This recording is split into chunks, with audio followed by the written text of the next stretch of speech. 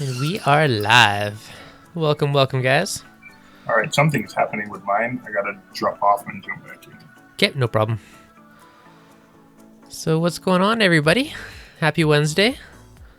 Today, as you guys may have guessed, we're going to be talking about reef tank lighting and different types of light, and want to hear what you guys are using and why you're using it, and a few cool new products that I'm kind of excited to try out that are coming out soon. So that should be a good one today. I also do have the Hangout chat, so if anyone wants to talk live and join the voice chat, feel free to jump in.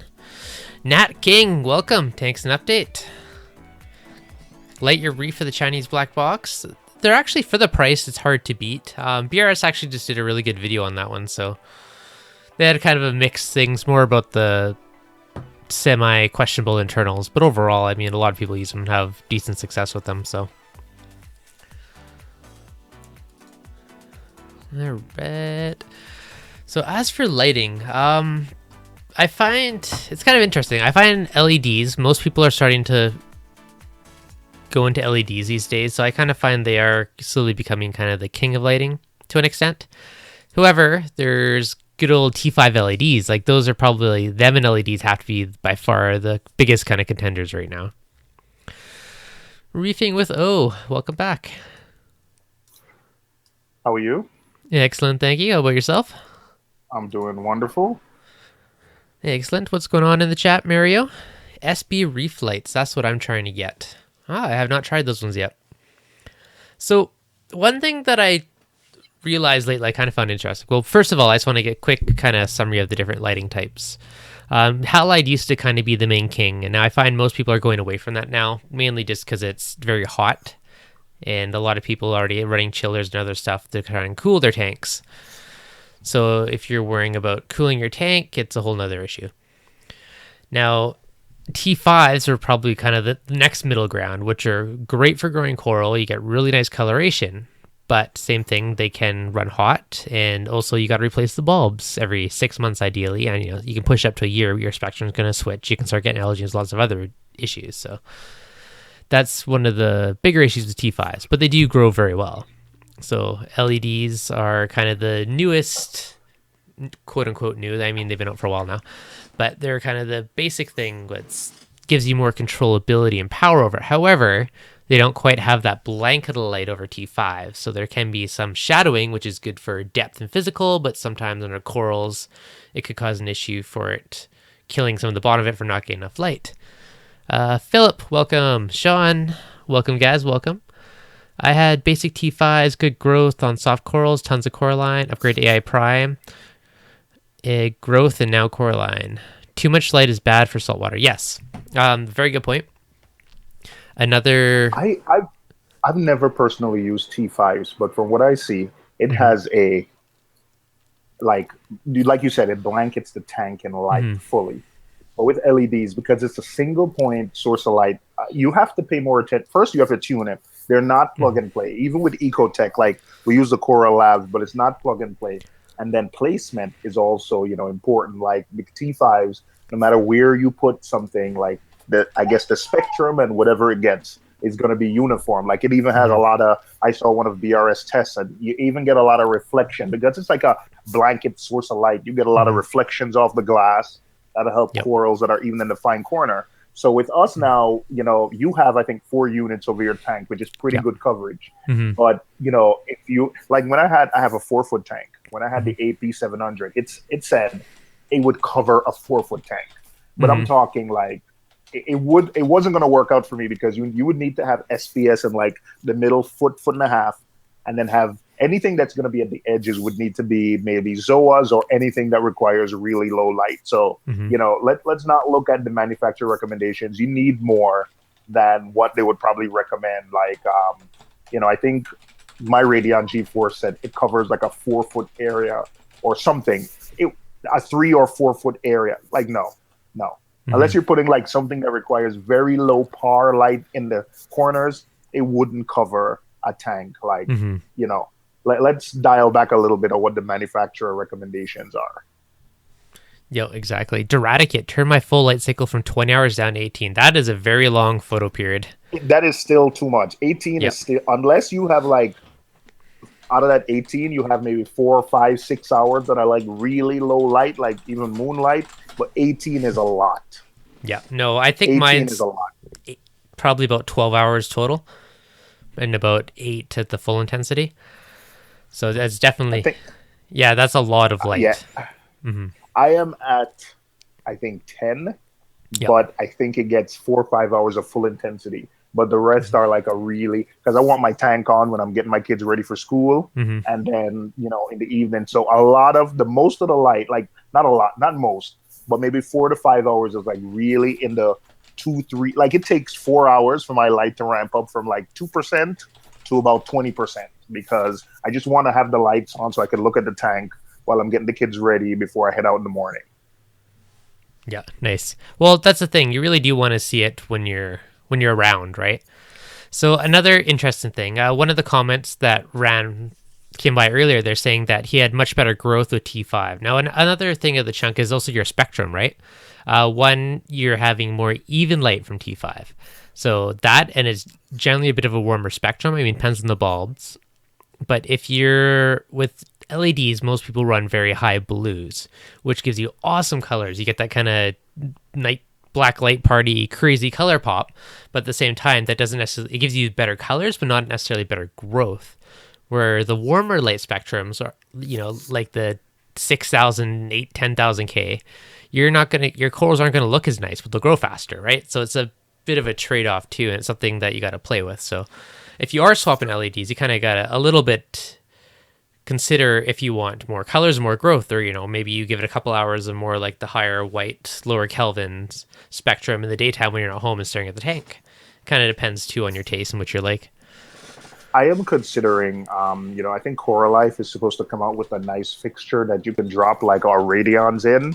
So Hmm. it's like T5s. So Yep. I'm now looking at bulbs and I'm asking like, reefers for that I trust for like, so I asked Rico, I asked, I know Billy Pipes, run T5s. Yep. And as I'm looking at the bulbs, the thing I notice about T5 is the spectrum is really broad versus Hmm. LEDs. Like T5 spectrums, the bulbs are really broad. The spectrums cover a lot more.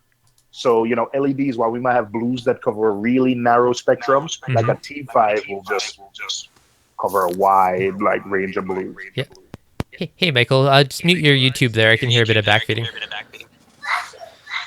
Sorry, man, just trying to sign out. Yep, no problem. So the Yeah. one, So so no, that's saying that's yeah. I did notice that T5s. I think that's why T5s are more plug and play because no matter you just choose whatever color you want to see, and a lot of the bulbs that are made for reef tanks do have a lot of the spectrum that the corals need anyway. hmm no, it's very true, and they're more full spectrum to an extent. Now, one really interesting thing that I've noticed lately is a lot of the bulb manufacturers are starting to come out with diffusers and different things, which are giving LEDs more of that T5 look. Like I know the Kessel AP700, you can get the diffuser add-ons for both the pucks. And the other thing to the new Max Spec Recurve, I think it's called, like the big spaceship looking thing, that has those big, huge panel strips that are more a diffused light. So it's almost giving that T5 on the side. And then BRS's video last week or two was showing the Ecotex kind of prototype of their diffuser panel to pop on the light. So same thing. It's trying to bridge that gap between LEDs and T5s. So at one point I was The kind of Ecotech one. Mhm. You finish up. I'm sorry. Okay. No, I was gonna say I was half considering at one point too, like if it's worth trying to put like a super thin little T5 fixture on either side, just to see like the difference for kind of fill light for a few hours or not. But now I'm kind of holding out to see how these diffusers work out, because in the BRS The videos they were Ecotech very smooth ones. Yep. the The Ecotech diffusers look good. I like it. But when I had the AP700, I bought the diffusers kit. And Hmm. I don't know if it's because the Kessels are like really single point source of light and the diffusers were just covering that single point source of light. Well, Hmm. it didn't really work. I tried both I think they had two. They had a really slight diffuser and a heavier diffuser. The Yep. Kessel LED diffusers, it didn't make a difference. No. It really didn't. Yeah, it didn't at all. I had both of them. It didn't make a difference. But I think the Ecotech one might because I think it's more broad. I think it covers the entire light and probably I think just the design of it is better, but the Kessel one, it didn't. I had it. I didn't think I didn't think it reduced power about 20%. It didn't do anything for the shimmer. I didn't see It's, more spread. I measured par across the tank. I didn't see more spread, but I did see about a 20% reduction in par. Yep. And that's the same thing the BRS test was saying with the Ecotech was about a 20% reduction in par, but they're also saying it was more even par. So it was less, but all the par points are very similar rather than being more hot sweaty, which could also have kind of a benefit too. I don't know. I'm interested to see what happens. Christopher has a question. The thing with T5 is replacing the bulbs at 6 months. Yep. Now, the interesting thing about that is, so the BRS's last video that they made about the black box LED, they always provide a link to the Reef to Reef forum, and I've been following that thread closely, commenting a couple of times. Ryan, apparently, in the background, BRS has a test where they're testing to see if the spectrum of bulbs and the intensity of T5 bulbs kind of shift over time. They definitely And do. He kind of hinted, and he said, well, they do shift over time, but what he's hinted in that thread, and I'll see if I can find it. He said, I think the manufacturers are. that's why it's important to own a par meter, because then you can see that shift and know exactly when to change out your bulbs. Yeah. Ryan from BRS is saying, he says he thinks when the manufacturers are recommending 9 months to change, he doesn't think we have to change them out as often as they're being recommended. So that'll be interesting when that test comes out. What they're doing now is they're developing a way to like simulate like a year's worth of like usage on T5s where they run it for more hours per day than recommended and turn it off. So they're doing non-dimmable and dimmable.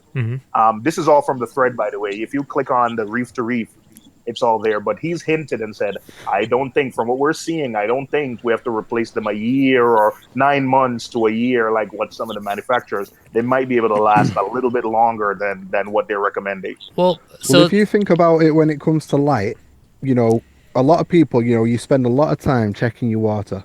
You do your calcium test, you do your magnesium test, you check your nitrates, your phosphates, and all that, but nobody really checks the light. Now, light is just as important to a reef tank as the water is. So when it comes down to T5, it's one of those where, obviously it's like with the majority of this hobby is these templates for everything.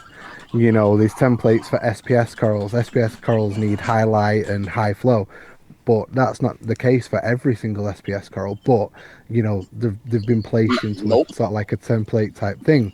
So when it comes to the light, a situation where if you're running T5 and things like that, there's a fixed sort of like template there of 6 months, 9 months, change your bulb. But like you said, it might be the case of you might be a person that's only you might be running them for 5 hours a day and you're not running them for 10 or, whatever else. Or it might be the case of it is the manufacturer that's saying that change them earlier so that you can, so they can get more sales. Because if you think about it, with certain companies that sell filters and things, they tell you to change your sponges. Or this might be back. I've not used a canister filter for a long time, but when I had a canister filter, it said to change your sponges like every month or something like that, or every time you was doing a water change. Now, realistically, why would you do that? You just rinse them out and just keep using them. But according to the manufacturer, you would change them.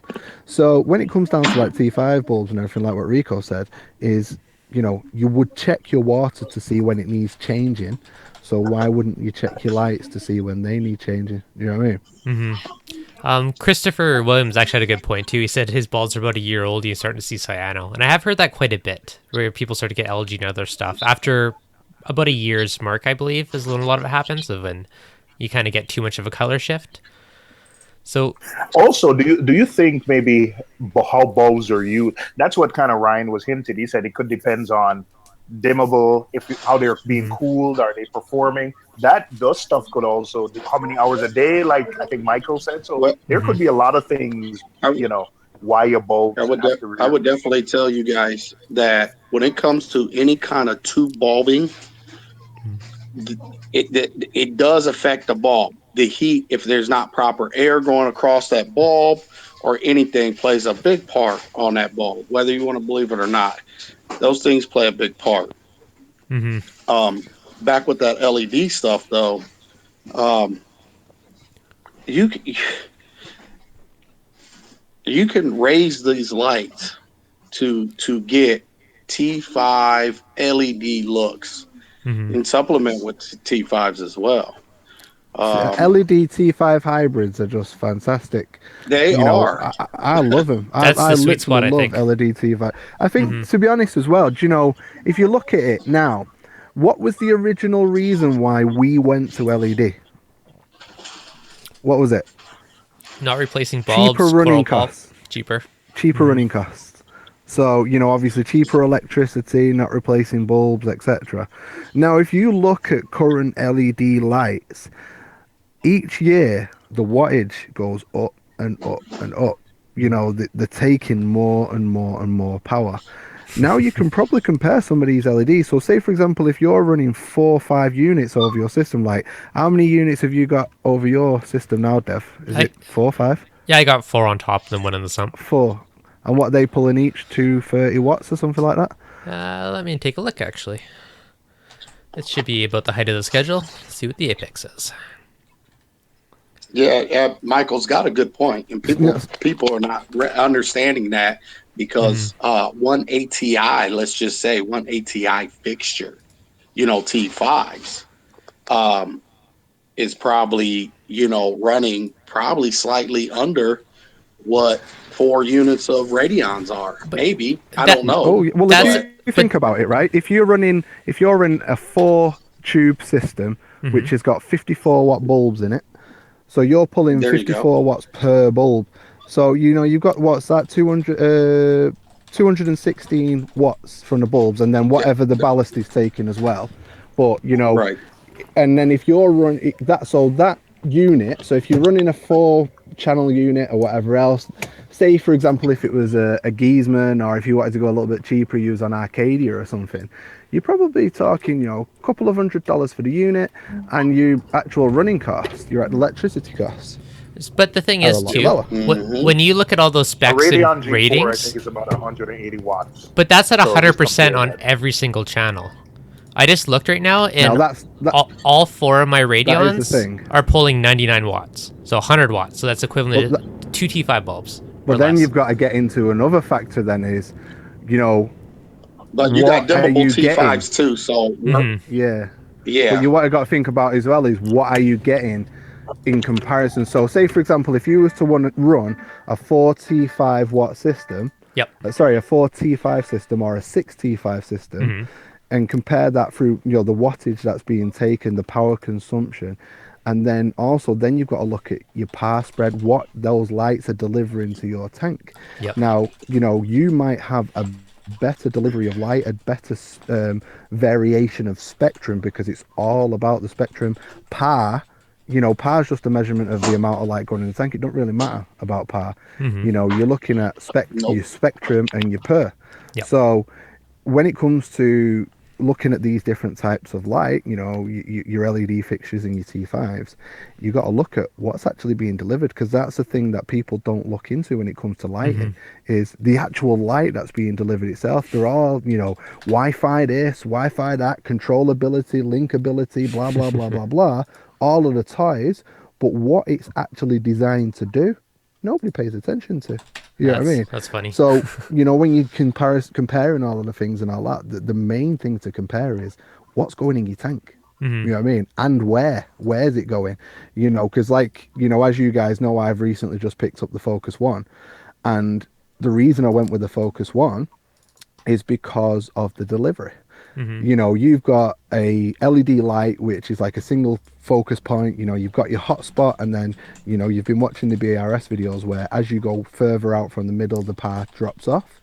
Then, with a T5, you don't really get that, because the light is spread right across the tank.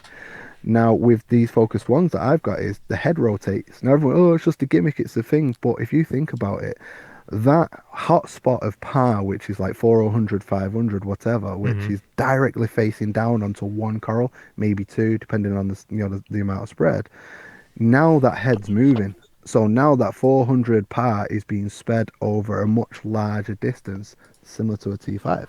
Mhm. You know what I mean? So if you program that light to deliver the right amount of light to what corals when they need it, you could say, for example, have an acro, in one point, which is, being delivered full intensity.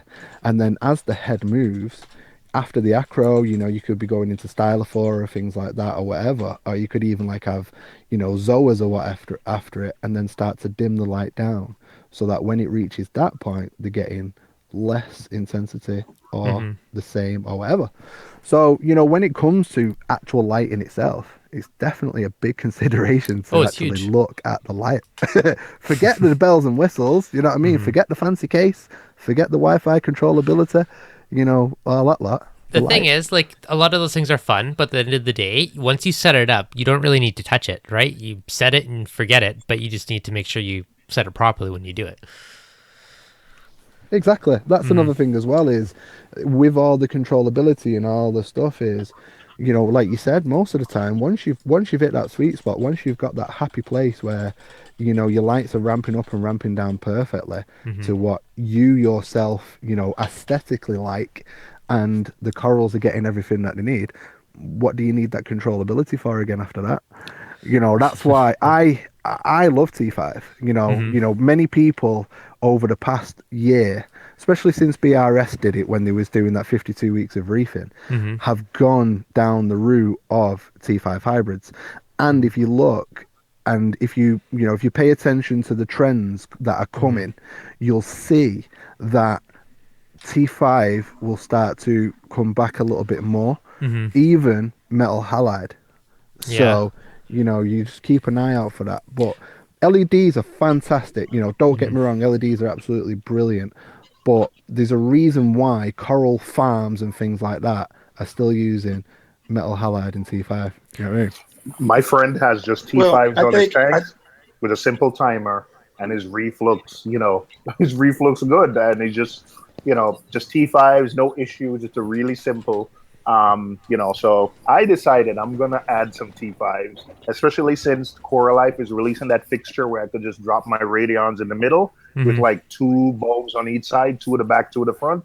I want to try that and see if there's a difference with Yeah. I T5 think making a difference. Well, to be honest, the great thing is I with think with the the thing hybrids. is Sorry, go on. the thing is all these old bulbs like these are only LEDs I've ever used. Mhm. And I can see where a lot of confusion comes in when people don't even understand their tanks in the first place. They don't understand lighting. They're trying to understand water quality, water movement. People don't even understand how much water movement plays a big part in the overall health of a tank as well. Mhm. I come from metal halides. I still own my metal halides in case I didn't like LEDs, but I quickly learned LEDs and learned and seeing how the light was being put off, finding a sweet spot on a LED that's non-controllable. Really, I mean, you got your spectrum side and you got your full actinic side and your full spectrum side, and that's it. You got to learn to balance it. But understanding how the height actually plays an effect on overall coral growth. All my corals are in a sweet spot where they're actually coloring Mhm. and growing as if I had metal halides up underneath them prior to any T5s were ever put on this system. Now, what the T5s done for me is actually take, because the tank is 3 feet wide, made it where, and we're going to talk about par because of a par meter. Took a par reading from the back that was like 65 and took it over 200 par. Okay, so the T5s actually filled in shadowing spots that the LEDs couldn't. Actually, I couldn't raise them any higher. And if I could raise them higher, it's 16 inches off the water. If I could raise them higher, guess what? My tank, there probably wouldn't be T5s on there. But I do love T5s. Don't get me wrong. And Well, that's now that they're on, but I had to, if I could get 2 feet off the water, then my LEDs would be 2 feet off the water. These lights, LEDs, are very capable and have enough power to still hit 100 or so at the sand bed, believe it or not. Mm-hmm. My tank is 28 inches deep, 16 off the water. I'm still hitting 130 par, with 35 full spectrum and 100% on blues. Yep. You see what I'm saying? What I was it's leading understanding LEDs. Mm-hmm. Yeah, Go that's ahead. what I was going to get Go ahead, onto as Michael. well. Is the thing with T5 as well is brilliant, the spread and everything, but the only problem is the flat. The color. When you look at a tank under T5 only, you've got to get a good amount of bulbs in there, with good variations of color for it to have a half decent look, but it's always flat. There's no. There's no like, shimmer. There's nothing. Yeah. Really. You lose your depth, So and shadows, and contrast. There's always a playoff with Yeah. everything. There's always a trade-off, no matter Yeah. what. You go to LED, you're going to be losing out on the spread. You're going to be getting a bit more shadowing and things like that.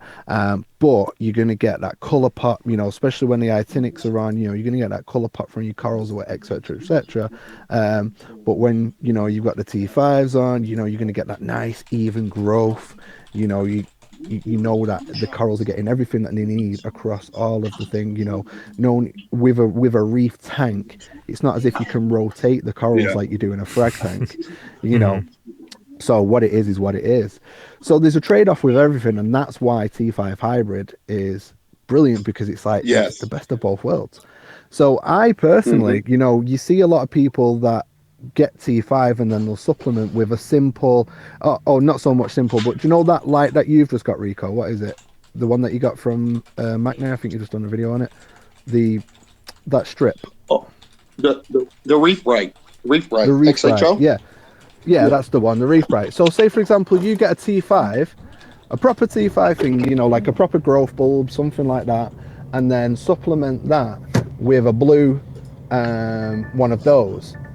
You're winning, because the colors are going to pop in the tank, but then you're going to get all of the benefits of T5. So it's one of those with lighting, is it's getting that good balance and understanding what it is, what your tank requires, what it wants. So rather than just saying, I don't want to do T5 because every 6 months I've got to change my bulbs, you might not need to. You might not need to do that. It depends on what you're running, because the ramp up, ramp down situation is I don't do that. Even when I've got LED, I don't ramp up and ramp down. I just turn them on and turn them off. But when it's LED T5, I'll have the LEDs just set to blue, and then the LEDs will come on first, then the T5s, with you, Michael, then the T5s while you're off, and then the blue. Sorry, go. Yeah, real quick, Michael. I'm sorry to interrupt. Like you said about the T5s, I just want to put out a point.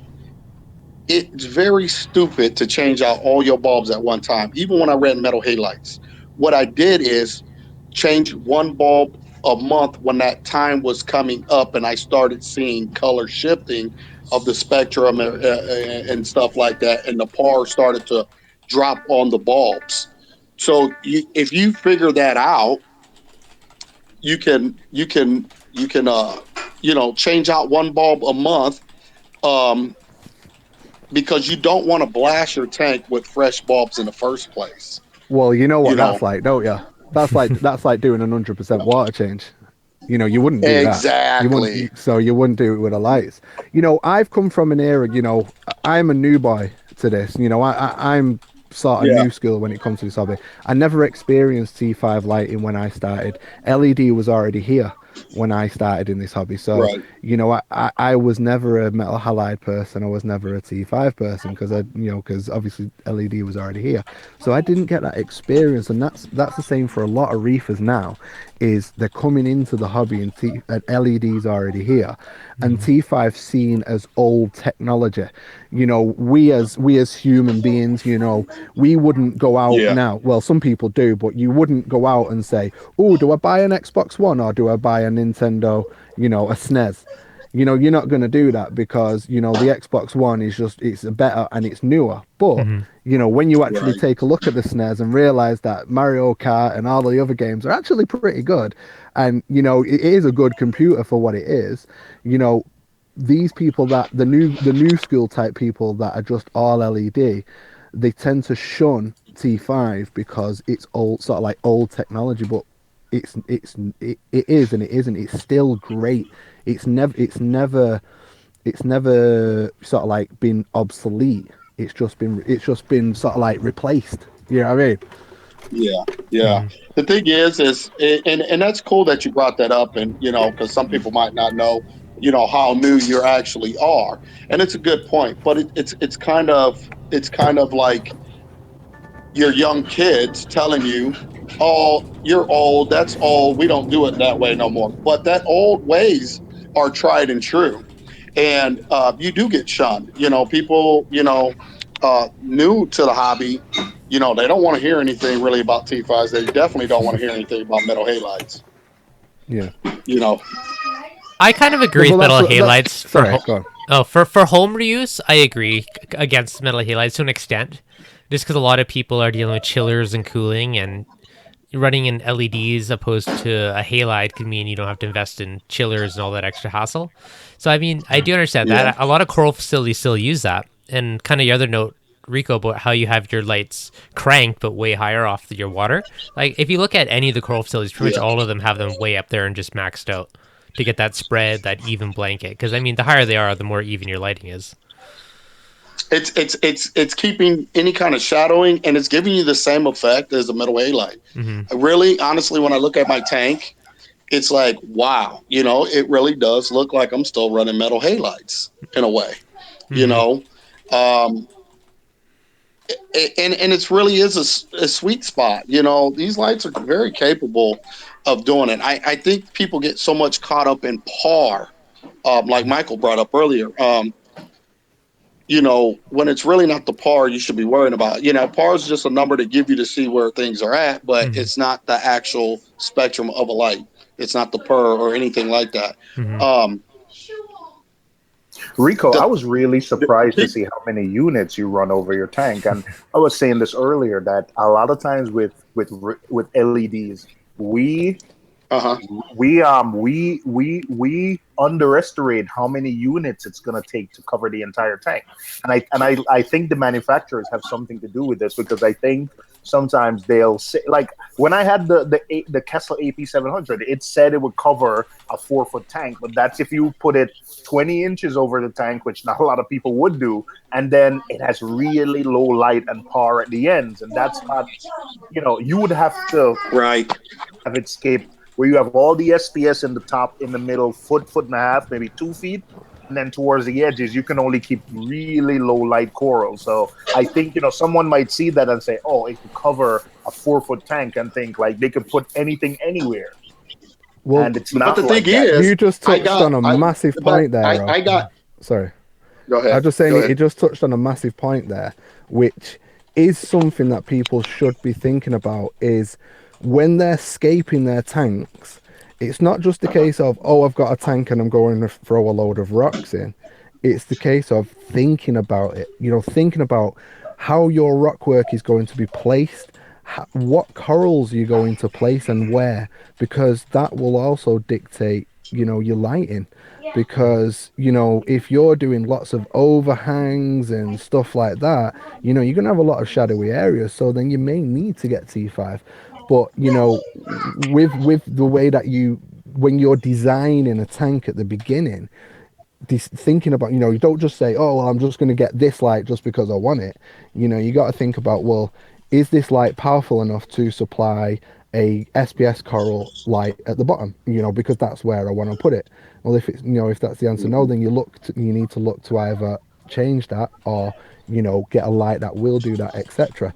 So what Oja said there about scape is that is a massive thing as well, and what Rico was saying earlier as well about flow and everything else. These three things, water, flow, and lighting, are like your fundamentals, the things that you need to understand before you've even set the tank up, Hmm. so that when you put a coral in a certain place, it's going to love it. You know, you're not going to just put it there and look at it and think, I'm going to have to move it now. Oh, I'm going to have to move it again. Oh, I'm going to have to move it again. Understand what the coral Right. requires and give it that spot. You know what I mean? Yep. So I've done that with my Yeah. system. Is I've built spots in my tank which are specific to a certain type of coral and what its needs are, and you know, things like that. So there are things to think about as well. Hey But sorry, Rico, go on, Rico. your tank. Real, I was looking at your light. Quick, Rico. Your light. I think oh, if you had, I'm thinking these new Radions, they designed the lens for so much spread, and I think those lights you have, they offer a little bit deep. I really think with how deep your tank is, I don't know. I think uh, you'd have to have a lot of Radion units to like get. now here's the thing. Here's the thing. A lot of you guys before I got on here, I don't know, before I actually came out and stepped out into this YouTube world. That tank originated only at three 400-watt metal halides. When those came off, all I had growing everything that you still see to this day was three Ocean Revives. Because each, listen, a 6 foot tank, that's all LEDs are definitely 2 feet spread. Now, you as you go up, you get a little more, depending on the height. That tank ran with only three. I originally had that on three. Later on, I added another one and made it four. I'm talking about almost a year later. I Mm-hmm. added the fourth one. And then time later, like 6 months or 8 months ago, I added T5s. But those corals are all still did the exact same thing. It's just understanding light and understanding, how to get what you're actually trying to do. I'm growing corals, SPS corals that are finicky at less than 130 par. If we're using a par meter to tell what the number is when it comes to a par meter, Mm-hmm. it's just the problem is it's more than just light that goes into these systems. And I think people don't understand that, and I don't expect people to. But it's the whole chemistry of a reef tank. It all goes hand in hand. And if one thing is out, and I mean it, if one thing is out or stripped too much or too much in it, you'll never know until you learn how to stabilize your system and keep a stable system. And I'm being honest. I'm telling you 100% the truth. Mm-hmm. That there's lights that, I mean, shop lights can grow corals if you got the right spectrum or Calvin. I'm Mm-hmm. talking about GE lighting, GE T5s, GE, not nothing T, Mm-hmm. not ATI or any of the stuff that that people in the hobby are used to. Understanding the spectrum, but also understanding your whole system as a whole and having things stable and not fluctuating from the movement in the water to the clarity of the water to having all that. Yeah, I mean it's really deeper than that. We could sit up here and talk all day, which is cool because obviously people are learning, but it goes so deep that I don't think anybody will ever understand till you get that time underneath. You keep doing what you're doing right now, having these live streams and talking, but ultimately you will come to a point in your life, long as you stay in this hobby, you'll understand. You'll look back on this time and these conversations like, damn, now I get it. But I'm It's being honest. It's Go ahead. I was just gonna say you are right. You know, Mm-hmm. it takes that thing. You know, like I said earlier, because I'm a new generation reefer, and I'm still very much a baby in this hobby. You know, in comparison to you, for example, I never had that chance to experience T5. Now Yeah. I've obviously not shown my reef on YouTube, and it's actually it's coming up to 4 weeks old now, and Yeah. in the space of 3 weeks, I've only been running T5. A couple of days ago, I received the Focus ones, but because I've not had a chance to set them up properly or anything like that yet, I'm still running T5. And based Yeah. on when I started my reef tank the first time, I was running LED only. The difference in 3 weeks running T5 in comparison to running LED when the tank was stable, we're not going to count it near the end of its life. You know what I mean? When the tank Right. was stable, the growth I've seen in the past 3 weeks is ridiculous in comparison to what I've seen in the past. I've Yeah. seen more growth in 3 weeks than I've probably seen in 6 months previously. And the T5s I know are making a huge, huge difference because the Are you spectrum that they're putting with out. that being said, with that being said, Michael, do you well, we talked a little bit on my stream about, how you used your tank for this and that, and you constantly were tweaking things or messing with things. Do you think Hmm. what the statement you just said right now is 100% accurate? That's it. Well, that's the thing as well. Obviously, there was a point in time where it became. I think it was a couple of months in. It became sort of like apparent that people wanted more and more reef updates. And I was sort of Yeah. like, well, people want it, so I'll do it. You know what I mean? And that's when it became, a weekly thing when I was doing reef updates. And obviously at that Right. point, then it was like, crap, what do we do next Sunday? I don't know what to do. So, I'm gonna have to go and buy another coral, or I'm gonna have to go and buy another fish.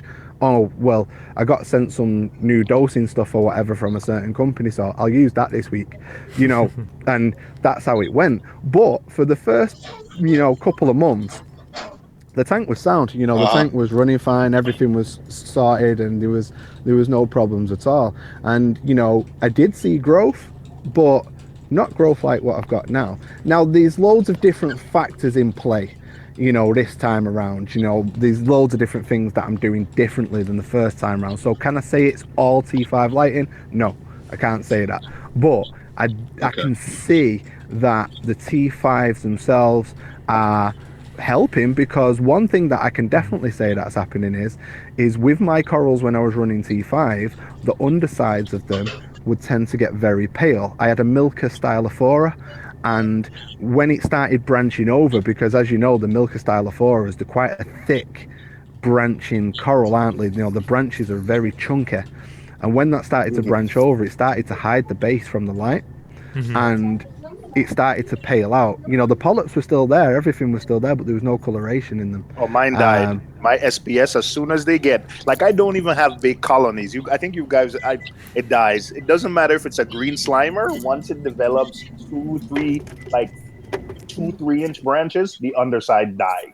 The back of the Yeah. corals die. Like well, that that's just See, happens. that's it. that's what Really? That's a I great don't thing about understand that though. T5 is you're getting that underside reflections. You're getting that light on the underside. Granted, you on the underside, you're not going to have the, if you've got a slimer and you've got this bright green vibrance, you're not going to get that on the underside, because you're not going to get the same amount of light that's coming down.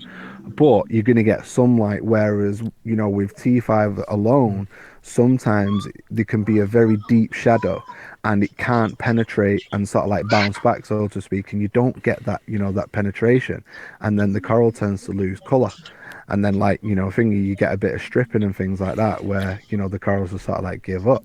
So, So, Michael, so Um, Rico, this happens to me, Rico, because I don't have the lights. So I would need either more units, which I'm not going to spend like $800 on another Radion. That's not happening. Or I would Uh-huh. have to raise the lights higher, which, the reef tank is in my living room, my apartment, and the wife would complain about light spillage too much because I don't have a canopy. So Right. to me, the best Right. solution is that fixture that has T5s where I can still keep it relatively close to the tank, still get that coverage. It's still going to look half decent, and it's not going to give me too much light spillage, and still get the full coverage. Because, like, yeah, I'm not spending $800 on another light. That's the down. There's pros and cons of everything, and what you just said is the con of LEDs, because if you can't or don't want to have a big canopy over your tank or something, so you can get that LED up high to get that dispersed lighting as a T5 and stuff, then that's probably some of the downside to that. Now, here's the thing. I got big colonies, man. I got some big colonies. I'm gonna show you guys a And picture while you're talking, Rico. I'm gonna show you a picture of yeah, like yeah. what a stylophora. Now with stylos and stuff like that, yeah, Mhm. I get some, where it's not purple at the base or something, but you're talking about a big colony that, no matter what you did and what kind of light you did, it would still be that way, because I've obviously been doing this a long time, but I you put will still money on get it that. when Now, you was running your Hallides, the coral color around there was better than it is now with LED. I no, put because money on it. only reason I'm talking about this because you said the purple stylo. Yeah, Now, purple stylos, man, and listen, a coral can, no matter what you do, think about this. It doesn't matter what light you use. Once you start growing these colonies out to big colonies, you're going to get colonies shading other colonies. It's not going to have any kind of light to it at all. And it will still keep, it might be a little bit off color, or it might just go white or die off because it's not getting any light anymore. You end up with that kind of problem. I don't expect people to understand that because there's a lot of people that never kept a tank that long to go through that process. But you will start buying lights like maybe a Kessel or something, a tuna blue, so you can actually angle it into the section that's getting no light anymore, just to get light in there. That's the whole part of actually trying to tank have decent sized colonies. And the way you got to do that is really kind of prune your colonies. You got to prune it like a bonsai tree to keep that, to be honest. So the one thing that I find I am still kind of intrigued about a bit is how, like, the new max spec recurve, whatever, like, they have their LEDs, but they're kind of diffused, trying to give that T5 strip on the side almost, right? Right. And then how same with Yeah. Ecotech, how they're coming out with their diffuser kind of add-on for the lights to diffuse the light more. So it's kind well, of if you look So at the recurve, interesting. I'm showing you if you guys look like at a the picture, recurve, of my stylo. You could see like there's a lot of shadowing with LEDs. That's definitely a downside. So you can see underneath it, like maybe if the camera focuses, you can see underneath it, it just dies. It just dies. See, mine's don't die. Yeah. It's fuzzy. It just loses its pigment color. Yeah. You know what I mean? It's still furry, bushy, everything. It does not die. I would For need me. another fixture and probably if I would need another fixture and probably have to turn them front to back for like full coverage of like a full on SPS tank. And like I said, it's just cheaper to do T5s with a fixture rather than spend another $800 on another radio.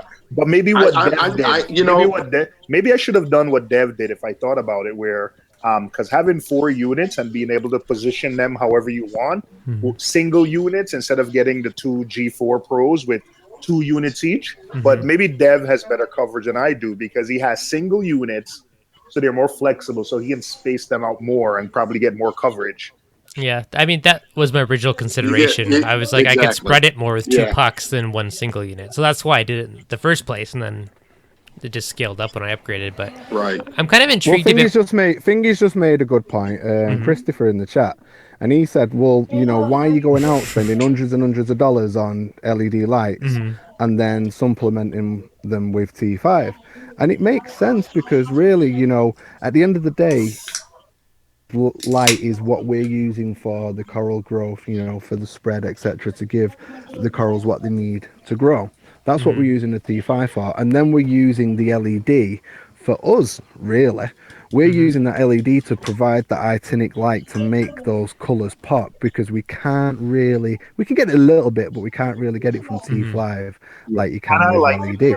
I really love shimmer. The thing is, I think that when it comes to spending money on T5 as well, listen, I'm fresh when it comes to the T5 stuff, to be honest.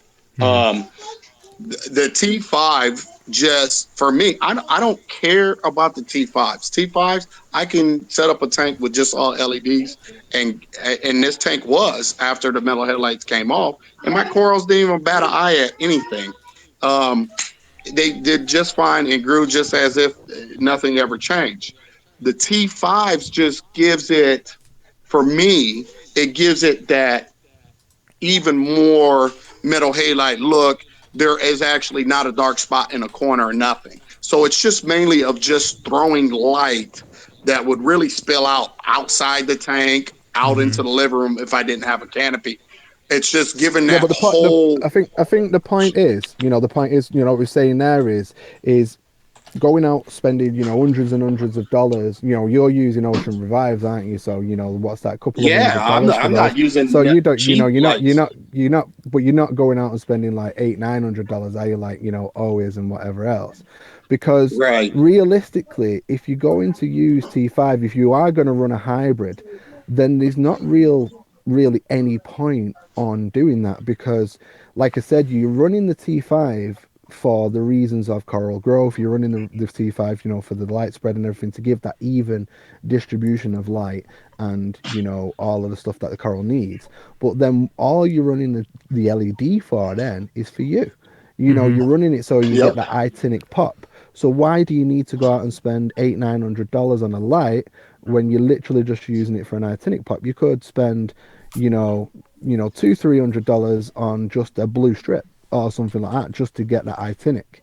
Do you Mm-hmm. know what I mean? Because Right. you're not actually Yep. using it for any form of growth or anything like that. It's solely aesthetic. You know what I mean? It. And that's why I like the recurve, If I had thought because out at the beginning, I wouldn't. I'm not gonna say definitively I wouldn't run Radions, but I would have done completely different because I like my textures, and I think if this Chloralite fixture was out there at the beginning, I think I would have just gotten maybe some Kessel. I'll tell you straight up now, if it wasn't for the fact, if these Focus One lights didn't come out, Mm-hmm. I would have gone T5 with a blue strip. That's what I would have done. I wouldn't have got an expensive LED. I wouldn't have got any of that. I would literally have just gone T5 with a blue strip, So just so that Michael, I get that color pop. Because the focus ones are the ones that move and rotate, right? yeah. So actually, the interesting about that, how we're talking about shadowing, to an extent, that almost eliminates it because your corals are getting hit from different angles of light throughout the day. Exactly. So That's it. So, obviously, when you think about it, with the way I keep saying, and I've said it a few times now, and, I believe this to be true, that the Focus One and the recurve are going to set the trend for the way lights will look in the future. The way lights currently are, with the single point of focus just pointing down, I honestly don't think that that is how lights will be produced in the future. Mm-hmm. Because, there's pros and cons with the Focus One, there's pros and cons with the recurve. Now, Mm-hmm. I like the recurve because it's a fixed unit. You've got 3 individual portions. Mm-hmm. The outer wings, you can adjust them, to Yep. fill light, and you can get that nice even spread with the recurve. Mm-hmm. And it's brilliant. I don't know what the spectrum and all that is with the recurve. I'm not sure, but the actual premise of the light looks sound. It looks like a really good idea. And then the Focus One, same again.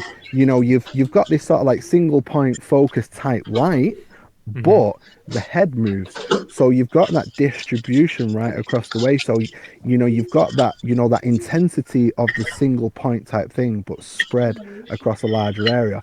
So you get a bit of a double whammy, really, because the light is moving, the corals get everything that they need throughout the day.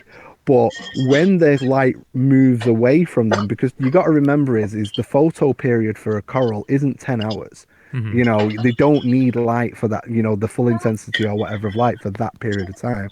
They only need it for a short period of time a day. If you have a look on the Bulk Reef Supply channel, they did a video, I think it was at MACNA last year or the year before, and it was a guy called Dana Summit who did a talk on Yep. Dana on Riddle. Dana Riddle. That's the guy. He did a Yep. talk on it. Have a watch of that, and it's very, very enlightening. And when it comes to the Focus One and the recurve, I believe that these two products are going to be the shape of the future. Now, do I think the Focus One will stay in that current form? No, because the way it is at the moment, there's things that can be tweaked on it and whatever else.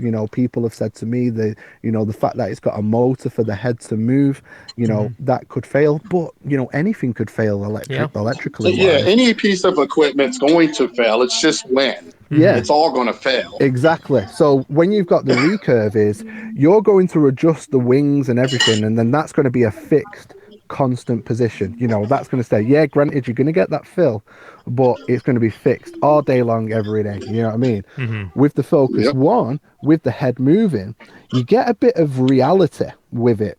So the corals are sort of like getting everything that they need, but you're getting that simulation of what you would sort of like see in a reef. So as the light goes across and, you know, goes over and moves, when the sun is on a certain angle, so say for example if the sun's in the west, everything on the east side of those corals is going to be a little bit shaded out or not, you know, things like that. There's Yeah. going to be a little bit of shading, and that's what these lights also simulate, you know, if you position them that way. So the coral's going to get everything it needs because the light intensity is going to shine on its east side and west side as well as its north side, you know what I mean? So it's going to get a good spread, and you visually will get a good view because the color isn't going to be flat, because the reason why we see 3D is because of the shadows and the depth and things like that. So You you're know going to what I get a don't better understand is depth of your tank. why nobody's ever, and I think about this stuff when I hear a lot of people having problems with their lighting or corals, like understand, like getting enough lights where you angle them like the curve. You understand when you curve those, how the light changes and goes from like right to left and the other side's left to right and gives you that cross beam. I wonder why people don't do that with their LEDs and just tweak it just to you know, it's like something that's level, just breaking the Because bubble. You know, I yeah, don't get you know it. what it is? What I found when I was in freshwater, people Uh would huh. tweak. You know, people would tweak, people would mess, people would DIY a lot. You know, they do all sorts of different things. They love doing that type of thing. But in saltwater, people don't tend to be very, you know, adventurous. You know, they don't put lights in different positions. They don't, you know, tweak things. They tend to stick with the norms.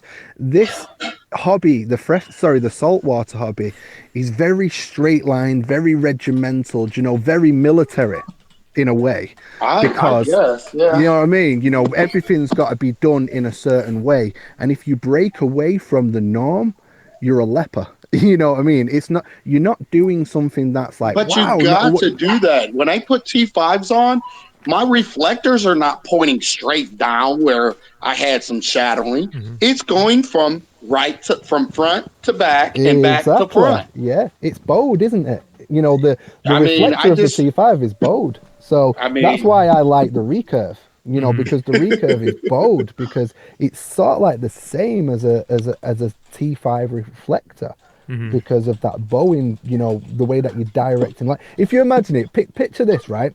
The way that the recurve is, it's like hugging your corals. uh-huh. Imagine a hug. You know, if you put a hug, if you grab somebody in a hug, they can't get away. You've got them in a hug, and you know you've got them. So you know they can't run off and hurt themselves or whatever. You've got them.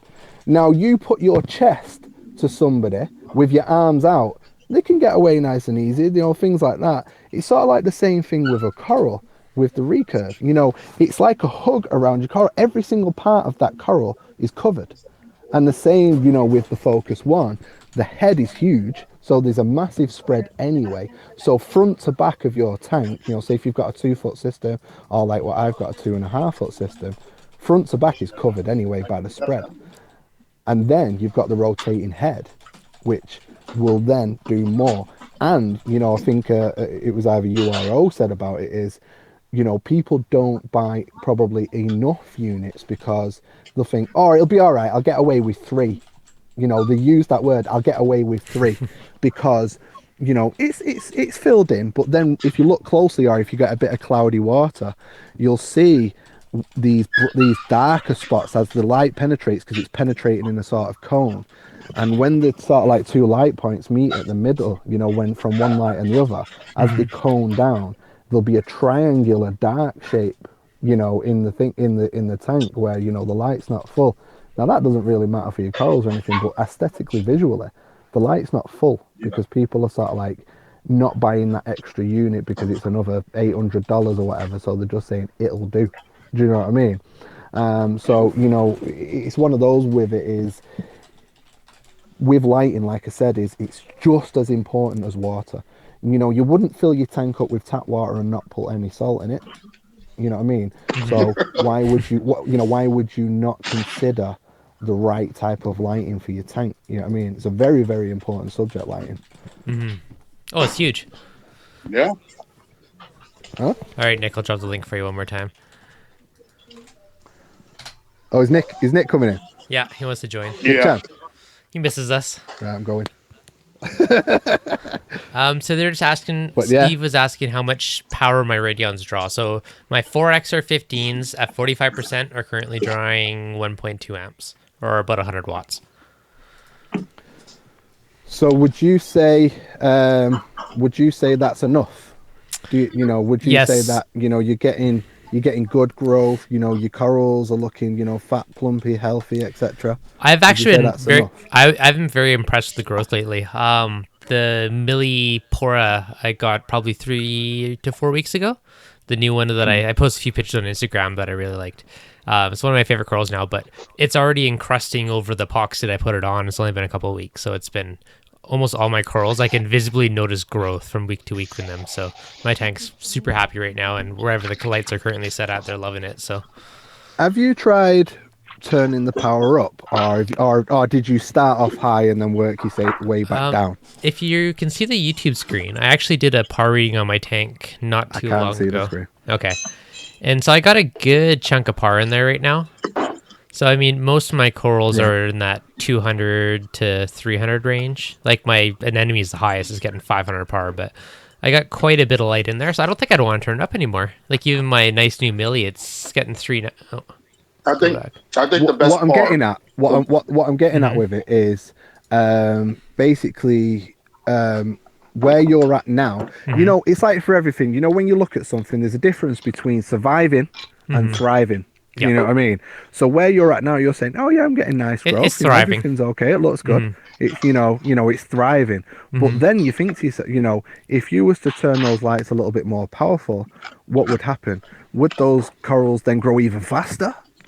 Or would they just not like it at all and potentially just fade, go bleach? But, there's that thing where, it's you have that sweet spot, but if you never tried anything other, so if you didn't start off at 100%, for example, and work your way down to 45, you never they'd know. already be bleached. well, I know, but you know what I mean. Yeah.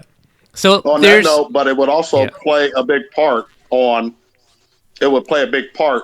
Are the corals being fed, or are they feeding themselves? Meaning, for light, if you're turning them up, are you going to be? You might have to run them shorter period.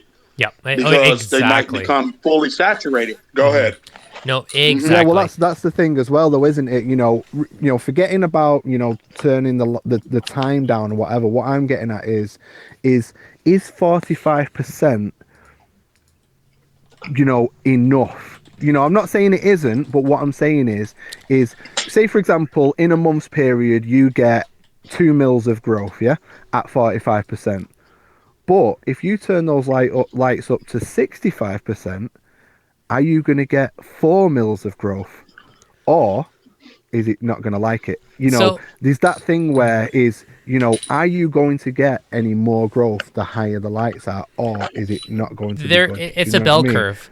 I watched. There's there's a pretty good video I watched on one of the previous MacNet presentations, but there actually is a bell curve where your coral can accept so much light. There's a certain chunk will actually kind of stop growing and against that light, and then it was diminishing returns. Once it got so high, then there was kind of a peak. So it does show too much light will stunt growth. That's what I'm getting at. Yeah, that's what I'm getting at. Is are you at the peak of that bell curve with 45%? You know what is your coral getting the maximum amount of light that it wants? Is it getting everything that it needs, or is it getting a proportion? Say for example, you need to take on 2,000 calories per day, but you're taking on, I don't know, 1,800. Now it's not going to kill you or anything, but you're not going to grow. Bodybuilders. Yep. Bodybuilders wouldn't take on 2,000 calories. They take on 3, 4, 5,000 calories to grow. You know what I mean? So, are you feeding your corals, just normally? So Sorry, Well, less, there- less. Sorry, there's- the well, word. here's Sorry, a- the wrong. here's- That there's was the two- wrong. That was this the is- wrong word. Then Yeah. less than normal amount. Oh, can I jump in on this one? Okay, let me throw out one thing first before we dive too deep because it's very important. It's not just the intensity and the par numbers, it's also the duration, right? Because if I run my lights Duration. 50% for 5 Yep. hours, or if I run them 50% for 10 hours, they're getting double the quote unquote calories of light throughout the day, right? So if I can crank my lights way higher, but then I'll have to short my duration. So you Nah, but gotta take both those into consideration. You're not understanding. Yeah, but you're not understanding the point that I'm trying to make is I- at 45%, are your corals getting the maximum amount of light that they want? Yeah, you know what I mean. if you're running, yeah. for that period of time. So say for example, like I said, are your corals, you're at 45% getting everything that needs for that period of time? There might be scope for them to take on more light, for example, in that period. So say for example, if you're running for 10 hours, in that 10-hour period, at the end of that 10-hour period, they may have been able to consume more light, but you haven't supplied it because you're at 45%. Do you get where I'm coming from? Yeah, I also have a can pretty I long jump in yet? photo period. Okay, Go on. give me 2 seconds, then you can. Okay, so my main photo period on max intensity is 6.5 hours. Now I also have 2 hours in the morning to ramp it up, and 6:30 to 10, and then 3.5 hours ramp down. So I have a pretty. If you look at my full photo period, that's almost 12 hours, right? Where 6.5 is full intensity. So given that the period's so long, I could probably push it, another 5-10%, but I have it just because I like to stretch it out so I can see my tank at more times. So it's a trade-off. Okay, sorry, Nick, it's all yours. Hey, good evening, everyone. How are you doing? Excellent. Thank Hey, you. what's up, Nick? Hey, Rico, I'm not very happy. I jumped on your live stream earlier just as you were closing it down. I was like, I ain't getting any Rico time today. Sorry. Well, what I was going to say... Spare in a moment, but go ahead. What I was going to say about the lighting aspect of it, it's really not that cut and dried, because with lighting, the thing with lighting, especially with the LEDs, there's so many parameters in terms of the radiant, for example. You need to look at, are they semi-LED, bridge lux, Philips Rebels? Are they Cree? Are they this bin, that bin, this generation, that generation? The way the diodes are run. For example, a lot of people think that, okay, I've got 5-watt LEDs, but if those 5-watt LEDs are very inefficient in the way they run, you might be better off with lots of 1-watt LEDs run at 50%. You see what I mean? So with LEDs, it's so complicated. So when you talk about, okay, I'm going to put my light onto 45%, and then Rico puts his light onto 45%, and Dev puts his light onto 45%. All three of those lights can be actually totally different in what they're giving out. Because it depends on the fabric of the way those LEDs are. For example, when you were talking about, using the T5s for all the majority of the lighting that Coral needs, and then just using some cheap blue LEDs. When you look at the cost of the actual LEDs, you'll see that the more expensive lights use different specific spectrum nanomoles of the frequencies of the lighting spectrum. And the closer you get down to UV, like if you notice a lot of the companies use 435 nanomole in that spectrum, because those LEDs are cheaper than the 410 nanomole LEDs. Now, when you look at the color yourself with our human eyes, do you see much of a difference? No. The blue looks very, very, very similar to almost like it's the same blue. But to the coral, you've shifted it 20 nanomoles over. So the corals, if you were looking through their eyes, they see that totally different, that spectrum. Yeah. So it's a very complicated subject with LEDs. It is, but at the end of the day, go ahead. I was just saying what Nick said there with the using the cheap blues. Obviously, like I said, using those cheap blues, it was solely and utterly for aesthetic reasons. Like you said, whether it's the more expensive blue or the cheaper blue, our eyes can't really detect it. We can a little bit, like, with your reef brights, for example, you can definitely see a different, color of blue than you can, to regular LEDs. But the blue is solely for us. It's for our aesthetic reasons. So, it's not for coral growth or anything like that. It's just to simply make that coral pop. You know what I Well, mean? Uh, The T5 yeah, Can I itself stop is you gonna. there? Let me yeah. stop you there. I'm gonna disagree a bit on that one too. Okay, go ahead, Rico. Yeah.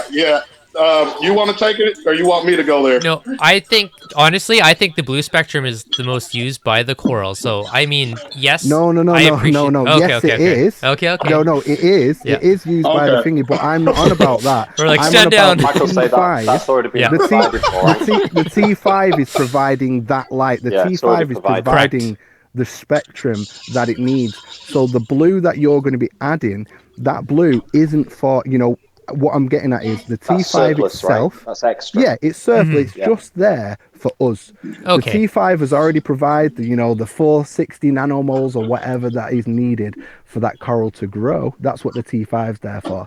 It's filling the tank in beautifully. It's providing everything that the coral needs. It's like that slot that they are eating on the Matrix. You know what I mean? It's not very pretty. It's not very nice, but it's everything that the body needs. Yeah. Saying that's what the T5 is, whereas the blue strip that I'm saying is all that's doing. That's food coloring. Do you get me? The thing Nope. is, though, what you've got to do is you've always got to work to specific. So, Yeah. Well, like I always say to LEDs, people blue. is, Go ahead.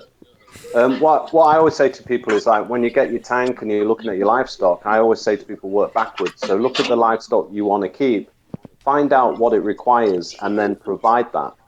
So with lighting, it's just the same.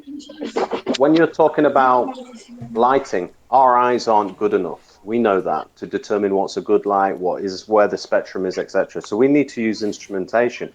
So if you think about it, if you were testing your water temperature by dipping your elbow in the water like you do for your baby, when you give it a bath to make sure it's not going to burn them or it's not going to chill them. If you were testing the temperature of your aquarium with your elbow, would that be sufficient enough? Or do we use thermometers? Yeah. So the same with the lighting. The only true way to determine what the light is actually giving you Is is look at your using. corals, and they'll tell you. And if they don't like Yeah, it, I mean, they'll you let can- you know. Yeah, you can do that. But then what happens then is you go to the store and what do? Take your coral with you and then put it in a tank and then put the light on and No, go, what you do is You know? learn to adjust your eyes, understand lighting, what the eyes that you are given. And what I mean by that is over time, you're going to adjust, whether you like it or not. Your eyes is going to adjust to be able to pop a light on and say, that looks good. And when you use a par Yeah. meter just to give you a physical number, you'll be like, yep, I'm on the money. You've just said and that But you takes can also time. use. you just used a word there, Rico. That thingy time. Over time, your eyes are going to adjust so that thingy. So what if you knew? How do you think you need to look at a spectral Well, this is what I was getting to because what you yeah. can do is you can use a handheld spectrometer. Spectrometer. Okay, what a handheld. Yeah. So what a handheld spectrometer does is when you take that to the store and you walk up to the displays and on this tank they've got a radian, on that tank they've got an AI. You can look through the spectrometer and the prism within that breaks down the lighting spectrum. Right. So you can see straight away what areas of the spectrum that light is producing. But you also can't get caught up in the different lighting because light is light. Whether it's T5 LEDs or metal halides. I'm going to say it because I got over 20 years and I know I can say it. You're right. Light is you're light. Right, Rico. It is. You're right. Light is light. And that's why when you look at it, it's like saying, sound is sound. But if you want a particular harmonic, you need to still measure it. Like, say you need 10 decibels of this sound. By hearing it, you might not be able to tell, but by measuring it, you can. Exactly. It's like playing a guitar. Pretty soon you don't need that tuner anymore. You can hear it. You can understand. You know exactly when your guitar is in tune over years of doing it. I realize that, Rico, but some of us don't have years. I don't want to knock nobody that don't, because I understand the people that I'm talking to. I'm just talking to say, be prepared. If you're in this hobby long enough, you'll talk to me later and be like, you're right, Rico. You know what I mean? I understand people are not going to get this right now, but I also don't want people to I don't want people to get confused by some of these conversations because they Mm. are deep, and there's a lot of, well, no this, oh, well, no that. You know, just like when I made the comment, light is light. Don't get sold up in the hype of a Kessel or a Radion, because I can take any of these lights at any time and put them on my tank and do a completely switch out and not lose a coral. And I would bet my whole tank and every coral that I have at this household that I can do that. Okay, You Yeah. now know, just to it's I throw a bit of a disclaimer out there, you could 100% change your lights, but if you match kind of the same par per the same values, it's not going to be a huge difference for the corals. Now, another just kind of blanket there you go. Yes. disclaimer I want to throw But out there. what if you throw a light on that doesn't provide the same spectrum? Yeah, if You you know, just what if go you to the provide? store What and if buy a you? decorative LED light that's not made for aquariums, but in that The decorative corals are If not going to the survive. It blue, doesn't green, matter red, But and about white, like I now said your guys, earlier. that's It doesn't different. matter okay. about par. It's Yeah. about what is being delivered into the tank. You know, Well, only reason we bring you can up buy a par, light that doesn't have, say, for example, you know, a certain amount of nanomoles or whatever which is light. It right? might, you know, whatever, and you can put that. You can say to me that you will put that over that tank and your corals won't die. You know, I'll look at you you and know, say, all right. okay, so on that, Okay, but here's the thing. Here's the thing, real quick. Sorry, Devin. okay, go The for it. thing is, um, you know, with the light, the spectrum. You can't go to the left field and just take whatever. We're talking about. We're not going to take a freshwater light and put that over our tank. Now we could if the light was giving the right spectrum or Calvin. And only reason I keep bringing up par because in this hobby, everybody. Well, not even I can't even say everybody because a lot of people don't even own a par meter to even have some kind of concept about lighting and numbers in the first place. And as far as a spectrometer, yeah, that's far and in between again. So only Go reason I back a go back year. to, So go huh? back a year.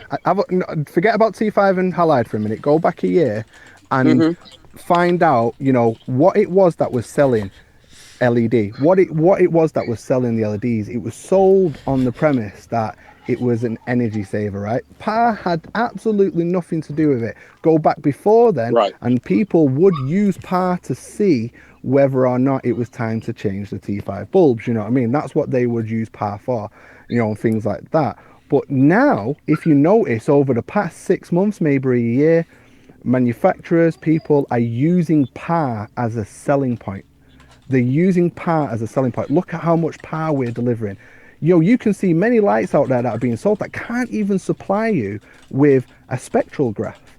They can't tell you what colors that's delivering. Now, if you can't get a spectral graph, you don't buy the light because that is what you're looking for. You know, there's other things as well, you know, but that is what you're looking for. And you can't just say that you will throw any light on your tank and it will thrive because many lights, especially if you have a look down the UV end of a light, you'll notice that there's a lot missing on the cheaper ones as well. If you have a look at the, you know, the peaks and the troughs, you know, the good lights will have a big peak, you know, and then a trough.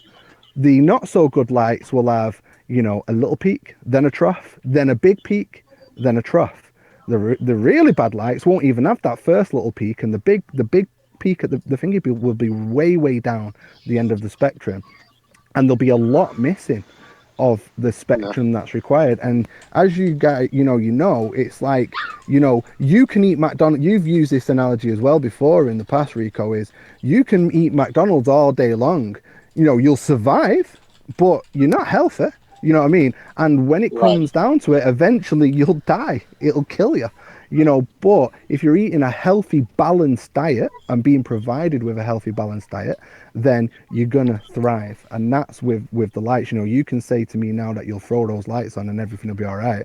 But you know, year or two down the line or something like that, your tank will look the same as it does today Okay, now on on the that crappier note, lights. I'm willing to bet you could go to like a gardening store and buy full spectrum lighting, you'll have awesome growth through your corals, but the colors are going to suck. They're not going to look good, but they'll still grow just fine, maybe even better. Wow, that's a different one Okay, altogether. but that Dev. okay, and I'm just going to say, Devin, sorry, this is your live stream. Yeah. Devin, sorry, this is your live stream. I'm not trying to talk over you, but at the end of the day, we can say that about the same damn bulbs that is for reef metal halides that we use. They're not It's pretty. the same thing. We're using 10K we get fast growth, and the corals are going to thrive. But Yep. no, we're not going to get that color. We don't want to look at that. That's definitely. That's exactly the Why do we buy alternate salts? Why do we select different salts? Why do we try to get colors? Has anybody ever thought about the colors that we're trying to get? These real saturated, bringing out all these colors. Is that actually good for the corals?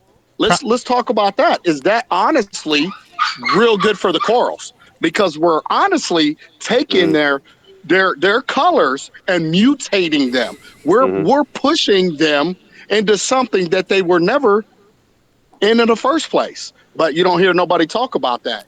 But we could talk about the bad lighting, but we won't talk about the bad things that we're doing. And that's exactly why I think we use all these crazy spectrums and super things with all the blues. I mean, it's for us and for the colors, right? So, hey guys, can I just ask? You know the Hannah pocket checkers? Yes. How much do they cost over the pond with you guys? $50? In this state, $50. They're about and they're about 60 to 70 in Canada, about 50 in the US.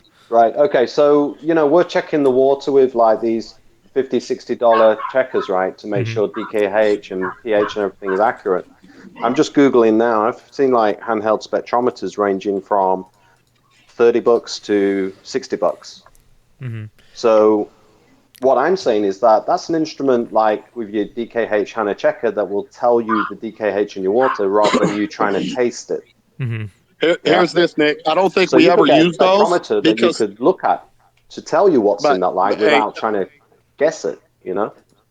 That's probably a good thing for a lot of the new people and the new LEDs. But you got to take in consideration, and just like I got to take in consideration that a lot of you guys, like Michael said earlier about, he came in when it was a LED world.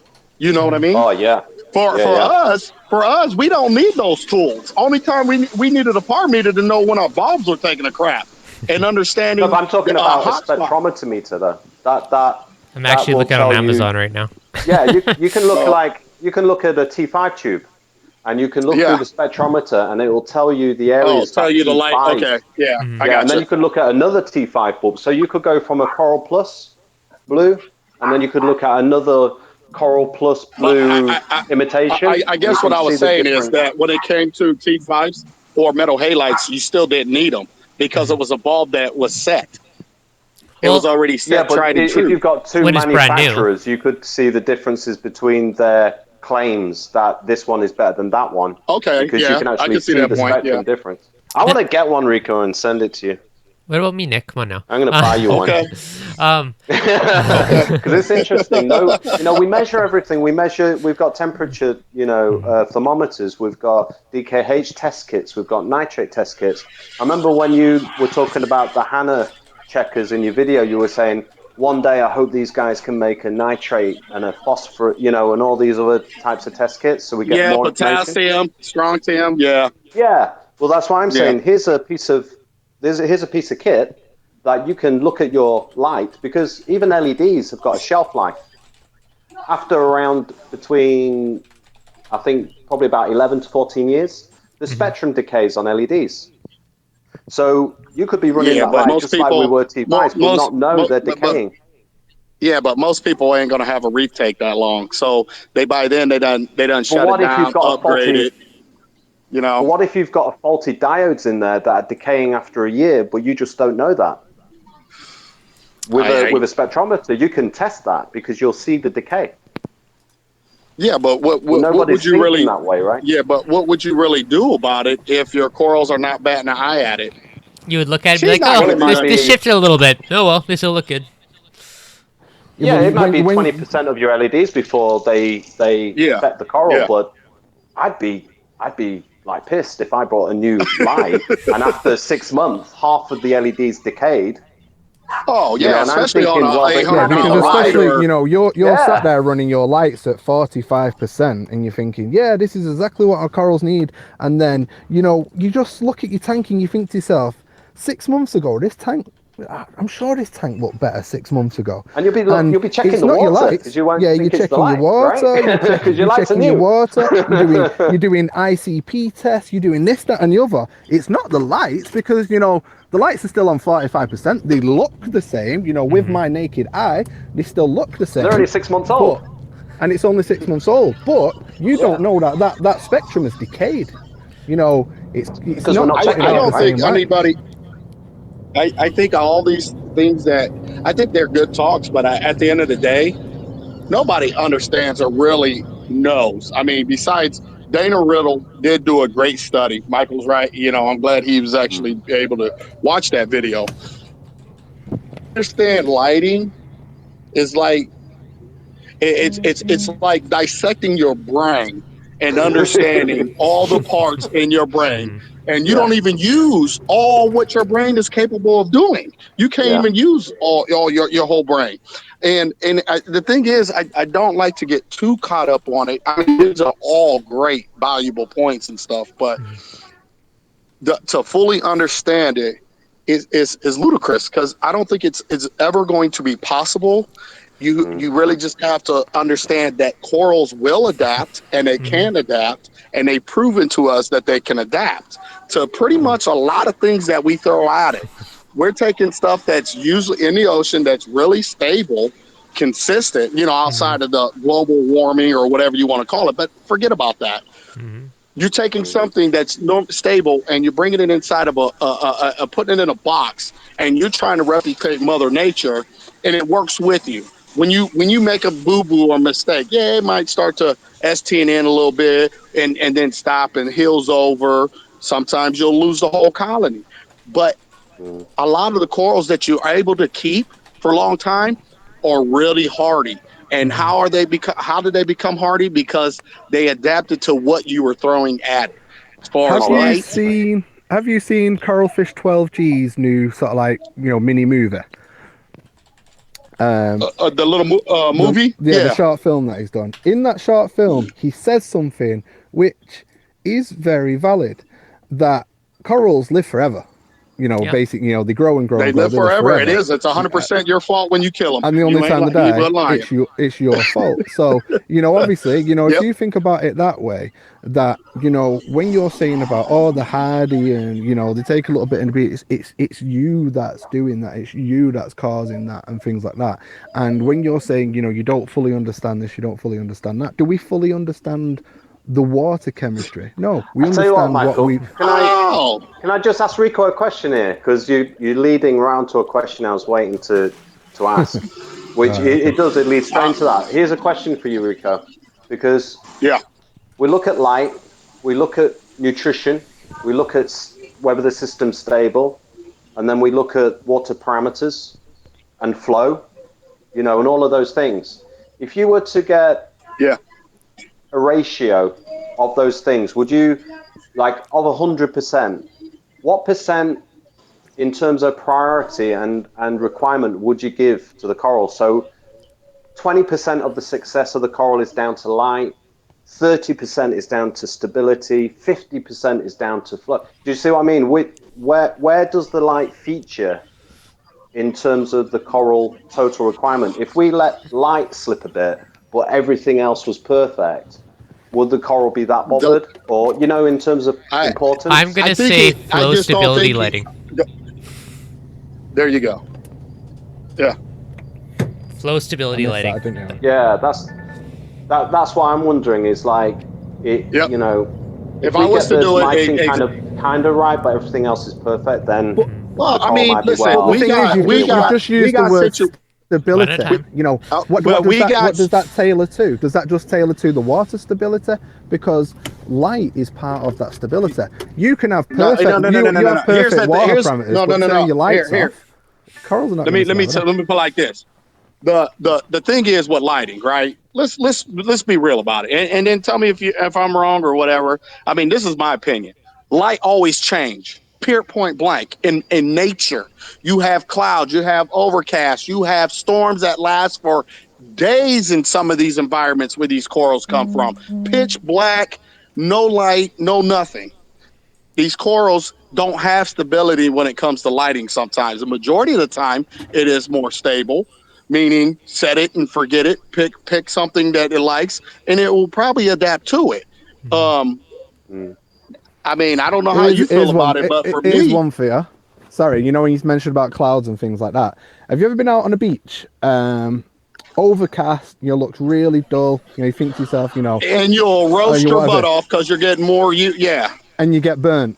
You get burnt. yes. You don't. People don't sunbathe when the clouds are out because they think they're not going to get a suntan, and then you But go you know why out on the that beach is? and everything you get burnt. So this You know why that UV's is, though, penetrating Michael? those clothes. Go on. Yeah. Because they can't feel the It's actual the same heat. as the water. The water itself filters Yeah. out yellow, green, red, right? And it leaves the blue. The blue penetrates. So it's the same with the cloud. Cloud is basically water in the air. So it's a shield of water. So what's penetrating? It filters out the yellow. That's why it looks dull to our eyes because humans see our eyes are geared up to seeing yellow. So when the cloud is in the way of the sun, then it's filtering out the yellow, it's filtering out the green, and what's left? The blue and the UV. And like you said, Michael, that's why we get burnt. Just a quick note. So that's what. Christopher sent me a link. Oh, go ahead, Evan. Yeah, Christopher sent me a link. I just dropped it in the chat. It's a radion output calculator. So I actually did find this a while ago, and I compared it with my power results and was pretty damn close. So it's actually kind of a cool little tool if anyone wants to estimate. If you don't have a power meter, you can kind of add in what percentages of your different colors and your height and all that stuff in there, and it gives you like a pretty good estimate of what your power is. And it was surprisingly close when I tried it, so it was pretty good. So just thought I'd throw that out there if anyone has radions and wants to get kind of an estimate of what they would be getting at certain light settings. Now, I think it's for the Gen 3s. I don't think it's for the Gen 4s, so keep that in mind, but still pretty cool. Well, the Gen 4s have actually used, if you look at the specification of what they've done, they've actually included some different rated bulbs in the Gen 4. Yep. They're getting very close to the Angel A1P LED in terms of the bandwidth. Those are your favorite ones, aren't they? The spike. You know what? Yeah. I must say, man, these talks can get really, really, really crazy, man. I mean, it's good though, and all due respect, hey, we appreciate it. Devin streams on Wednesday and stuff like that. I don't want you to feel like we were trying to block you. But no, everybody's got a good opinion. Everybody's got good outlook on things, and I think it's great. And at first I didn't know how to take these kind of talks because sometimes you could be so stuck and so opinionated and so set in your ways. But I think it's a great tool. Like anybody that's actually listening, should be learning something out of this, and taking something back and understanding, not all things might be what they seem when it comes to light and spectrum and pars and all this other stuff. So I just thought I had to put that out there because I'm over here laughing, actually. I do that all the time. Well, that's the good thing as well, though, isn't it? Because, if you have a certain understanding in one way, I say this a lot about fish shops, is the people that open up fish shops, they're deemed as experts. If you're going to get information, you go to a fish shop, you go to an expert. But on, most of the occasions is those people had a certain amount of knowledge when they went into the fish shop because they was passionate, they enjoyed the hobby, blah, blah, blah. But then when they got into the fish shop and they realized, oh, this is work and I've got to water change all the time and I've got to throw dead fish away and blah, blah, blah, and it's no longer fun. That information, they don't tend, this isn't everybody and things like that, but, a few people tend to no longer take in new information and they just stick with what they've got. And then that is the information that's passed on. So then nothing moves forward. Do you know what I mean? Nothing goes forward. I think that's true. Recycled. I think that's true, but I think people make mistakes. First off, yeah, and you're right. The people do that how fish shops are deemed experts, but that's where people make 99.9% of their mistakes at is believing them, because they are in the market to make money. They are in the market and to give you things that you don't need. And not saying all, but a lot of them are, because they got to keep their lights on, you know. Um, Yeah, but and that's just the basically the sad point. truth about it. But Yeah, far as I'm me, not having a fish shop slagging off. All I'm trying to say is no, what you were saying then about, you know, the differences in opinions and things like that is yeah, yeah, if it wasn't for those differences in opinions, the hobby would totally never agree. move forward. You know what I mean? It would always stay Wouldn't be as fun. stagnant because But those old here's bits of information would just real stay quick. true and But never I just change. don't want and I 100% agree with you. And but here's one thing that I'm going to say, and this is somebody that's really stubborn, and I'm going to say this. I'm live. I'm going to say I'm real stubborn, because it took me many years to even get here to have the understanding. Now, with that being said, I've learned a lot though. Also, as much as I've learned a lot about a lot of the newer stuff. I mean, just with the Hannah checker or people's opinion or this or that, or stepping out my comfort zone, running LEDs in the first place. Man, when the LEDs came out, man, I thought everybody was a nutbag. Yeah, Seriously. but when the LEDs first came out, you was probably right. Yeah, to be fair, you probably Do you know were. what I mean? LEDs were crap when they came out. You know, they get Yeah, better each and every year, but you know, well, that point in yeah, time, of you were probably course. right. But I mean, then I was just like, but the point is, there are things that just don't change. And I'm going to say, go back to it. Water chemistry, stability. Period, point blank. Listen, there's no way that you could ever convince or change me, and period. Because if you're not in this imaginary a wrestling mat, and you got the circle, or you got a wrestling ring and it's squared, but imagine it a circle. If you go outside that, you're going to get counted out. Well, Yeah. your parameters go outside that range. I don't care what your water could be crystal clear mirror effect. But if you got a parameter that's outside that mat or out that ring, say goodbye to your tank. You're going to have Yeah. problems with your tank. Oh, here's one. Those Here's things one as do well. not Would change. you Yes. run your lights on a random setting? You know, come on at different times in the day, do different things throughout the day. You know, maybe, you know, full intensity blue first thing in the morning, then dip down to nothing nearly in the afternoon, then back up to full intensity blue, and then the next day completely different again. Would you do that? You already know the answer to that one. You would exactly. So You already basically, know. the point I'm trying to make is, you know, when you say stability, lighting is Yeah. stability as well. You know what I mean? To be honest, You know, Michael, with that one, I'll be honest, it depends, because you're talking. Yeah. you know Like, what what's I'm on required about by the is, you coral? know, What's yeah, required exactly. by the What I'm on coral could stay about the is, same, but the effect of adding red to that, like you were saying before, surplus and yellow surplus and green surplus. It doesn't matter if you switch them on and off throughout the day, whatever, to give a different color to the tank, as long as the blue and UV areas that they need remains constant. exactly. So, but that's what I'm There getting you at is go. the things that they need is constant. So all I'm saying is, Yeah. you know, like you're saying Well, about of course. stability, it's stability across the board, Everything. not just water, Only not just reason flow, only reason I light, kind of you know. disagree with that, I don't know if Devin was going to speak on this or not, is because we can't, when it comes to water, we can't play with our tanks like that. We can't just stop dosing something, especially a system like mine. I can't stop dosing calcium or alkalinity. I can't just give it a total shutdown for 3 days and expect my corals to be alive. It's not going to happen. Lighting, I can get away with that. Yeah.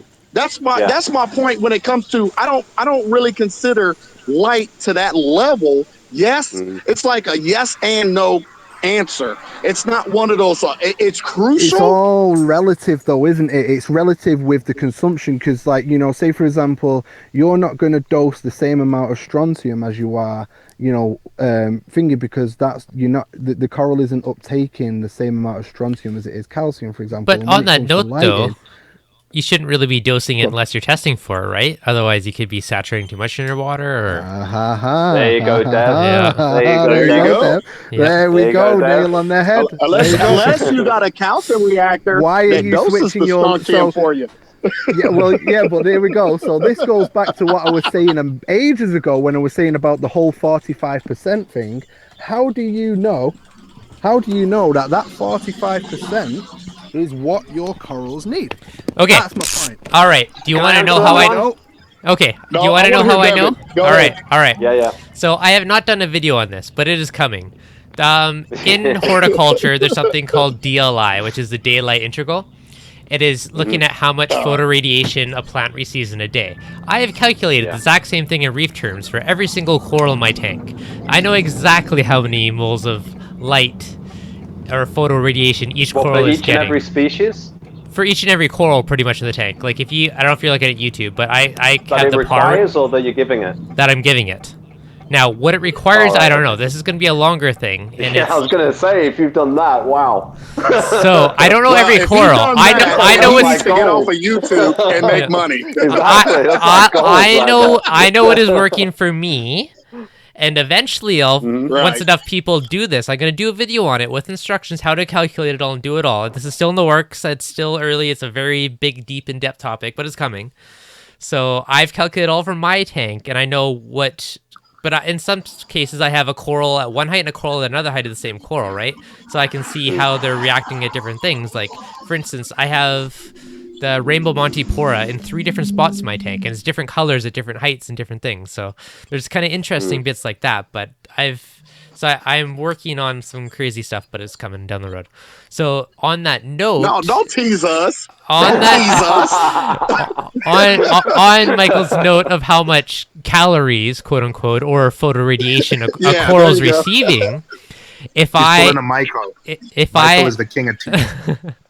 if I had algae issues in my tank, for instance, maybe I want to run my lights more intense for a shorter period, right? But personally, I don't have an algae issue. I'd rather have my tank visible longer, so I'll run a bit of a lower intensity, but spread it out over more hours so I can stare at my tank more. Right? Or you could just shift the spectrum. I work from home most days, so I like seeing my tank all the time. So that's kind of one of the things. So it's You could just shift the spectrum as well because algae has a specific spectrum requirement. So you algae can go, likes. right, Well, I'm you not feeding you, can, I'm just going to depending feed on the crop. light unit that you have. You Yeah, can. True. With true. his case, he can. But for Yeah. somebody like me that's running a cheaper LED, you're out. But how you could do that, a little trick, which I'll go ahead and share, is just take some black electrical tape and cover up that diode, that light, and you'll be okay. Yeah.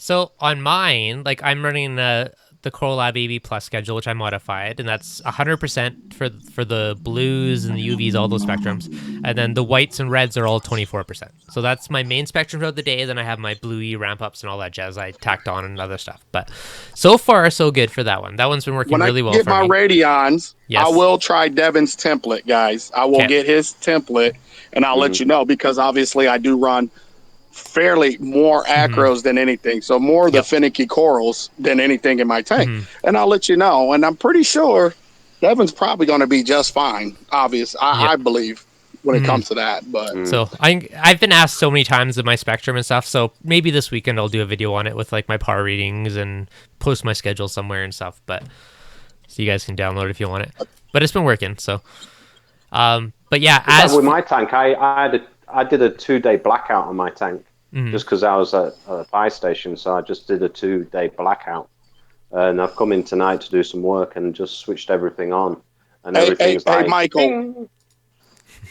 Hey, Michael, you there? Is Michael there? He's muted. Michael's muted. He muted himself. He did. Michael. All right, I'll wait for him to come back. Is he there? But honestly, the biggest thing, as I know we've been harping on this one, but stability is key, right? Sorry, my phone was being weird then. Welcome back.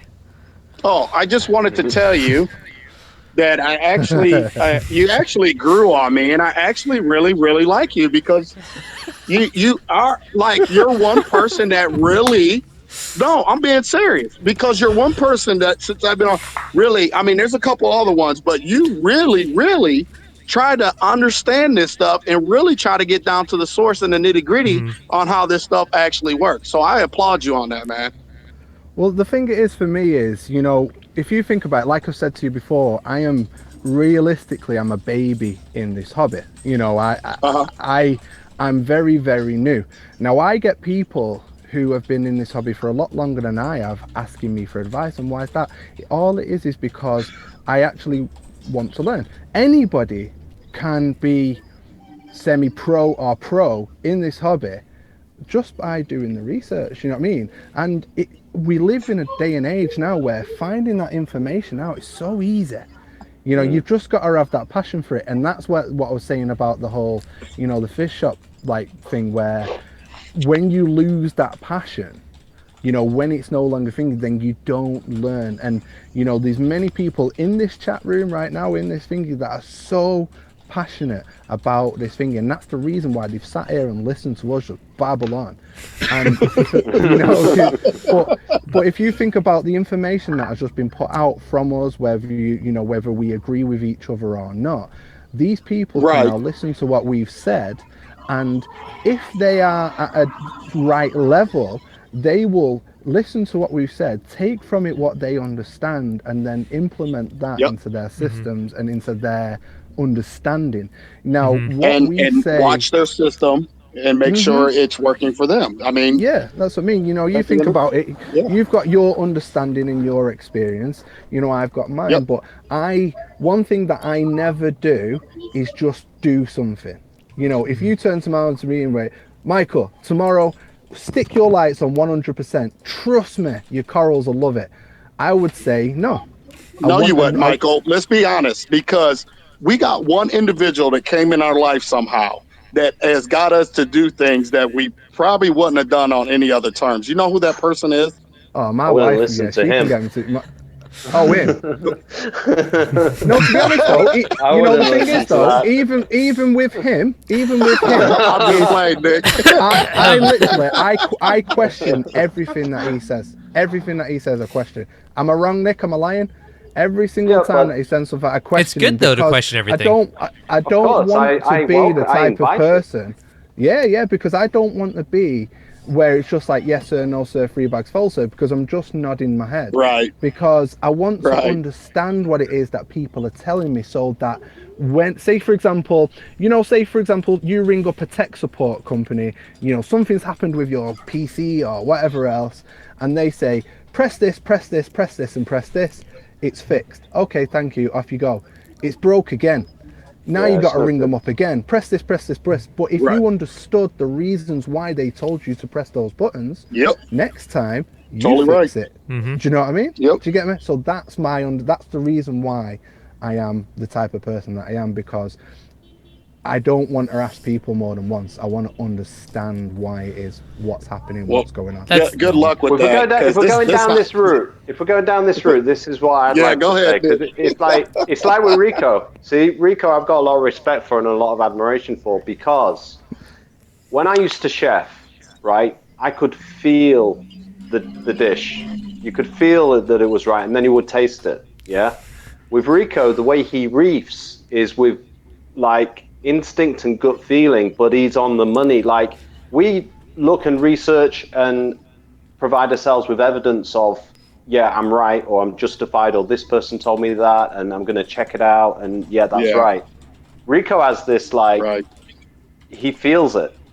And that's a very, I'm a hands-on guy. I'm not pure, but that's a very pure way of reefing, because you're doing it, I think, in some cases where you do it and you feel it, and then when somebody says, okay, Rico, how do you do that? You kind of go, well, I feel it. I can't explain it to you, because like, you're 100% right, because I've done it so long, and I've learned, because I'm you know, in life we got different types of people, right? We got people that can hit a book and get it.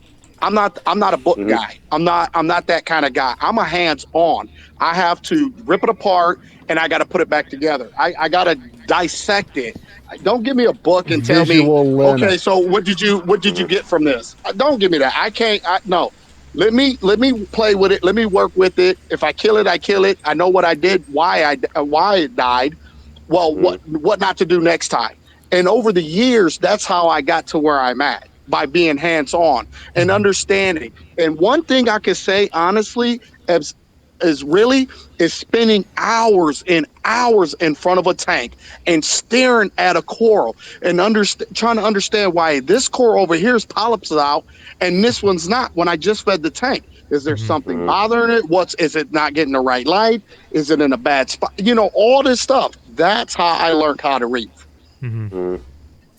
So it's like weird for me because you're on the flip side now, I think, Rico, because like you're discovering stuff like the Hannah checkers, and you're kind of going, well, I know this stuff and I know something's wrong, but hey, actually, this kit gives me a definitive, and that's pretty cool. Well, only reason, here's the thing, like my Celifert alkalinity and my Hannah alkalinity match up. It's like, if my alkalinity Hannah checker is 9.2, the Celifert might be 9.1. Yeah. Okay. Well, it's good enough for me. I trust that, that checker. ICP test came, my Red Sea saying 410, and ICP comes back, lab grade tested at 531. Whoa, what's the problem here? You see what I'm saying? So I run a Hannah calcium checker. I do it to a T. That comes back to what the ICP test came back. So what am I going to believe and what I'm going to go with? Yeah. It's things like that, trial and error. Now, people say, well, how can that happen when you run a calcium reactor? Well, when I shut that calcium reactor down and got to top it off and rinse the old media and put new media in and do all that, well, that's time that my system's going without, and my system doesn't stop sucking that stuff up because I need to change out a CO2 tank or I need to top off the calcium media. It doesn't stop. So I have to do a two-part. I have to dose up to those levels and then kick it on. Now, once again, all I worry about is alkalinity. Well, if alkalinity says 9, it doesn't matter if the calcium says 600. To me, and my magnesium, I do keep it slightly high because I use mag chips. Only thing that matters, because you get the worst results, is when alkalinity is out of whack. So when it's locked in like that, guess what? I didn't do no calcium check till ICP test came. ICP test said this. Guess what I'm doing? Now that the Hannah checker checked out, Red Sea, trash, Hannah checkers in. I got it down to today was 456. Guess what? I'm fine with that. I dosed everything. Alkalinity was at 8.9. There we go. Let the calcium reactor take over and monitor it. See you later. You know what made me smile though, Rico, during your video was when you mentioned Jamie. And you said, my wife about killed me when she seen those exactly. things. Because why didn't you buy these before? For me, where I thought, and it was like, why didn't you use this before? Because it's easy and it's giving you accurate results, right? Yep. So for me, that's what I found. That made me laugh too. Actually, but it was laughed. That revelation. It was that revelation of actually, these are pretty good because it's easy to do. So I'm going to do it more. And you know what? Even my wife was happy for me to do this. You know. You know what's hard in this hobby, and I know Michael sees it too, and stuff. What's hard in this hobby is when a product comes out. Not all products, they can have a line of stuff, but only a portion of that line actually works. The others don't. And it's listen. If I never had the ICP test, guess what? I wouldn't have done a damn thing. I would still be using Red Sea. And that's the truth. But I didn't have a lab grade test to go off of. I didn't have, a second form. I mean, I guess I could have ran a Celifert calcium or something like that and maybe got the same results. But go ahead. Oh, but then the odds are, you test something else, you get two wildly different results, and you need a third test to try and see. There you go. Yeah. Exactly. So. Well, the thing is as well, obviously, like you're saying there, when it comes down to it is when you're reading your reading, as long as it's not too far out, when you're reading your reading, as long as it's the same each and every week, then you've got that stability, haven't you? But, if it's way out, then, it's no good. Here's a question, seeing as though we're deviating away from the title of this stream. What's your honest opinion, and this goes to everybody, I probably already know Rico's, but what's your honest opinion on the Hannah checkers? I like them. Go ahead. Okay, alkalinity I think is the best one. I think everyone should have the alkalinity one. It's super quick and easy. The calcium one works well, but it's very finicky, and I find the refills to be very expensive. So I only test my calcium every couple weeks, but I think the Do you refills are know- overly priced, and you have to be very accurate. A lot of people screw it up because you got to use like the perfect Yep. amount of RODI to the 1 ml solution, and then you got to use 0.1 ml of Yep. tank water. You got to be very precise, and it's easy to screw it up. So I think that one's a little iffier for people. The new one that I know Rico has that little syringe thing that kind of auto doses it for you, so it's more accurate. So that one has more potential. I haven't Just- tried it, but Yeah, just for you know, Yep. Devin, Mhm. there's actually Hannah put a thing on Facebook and mentioned me in it about the Hannah.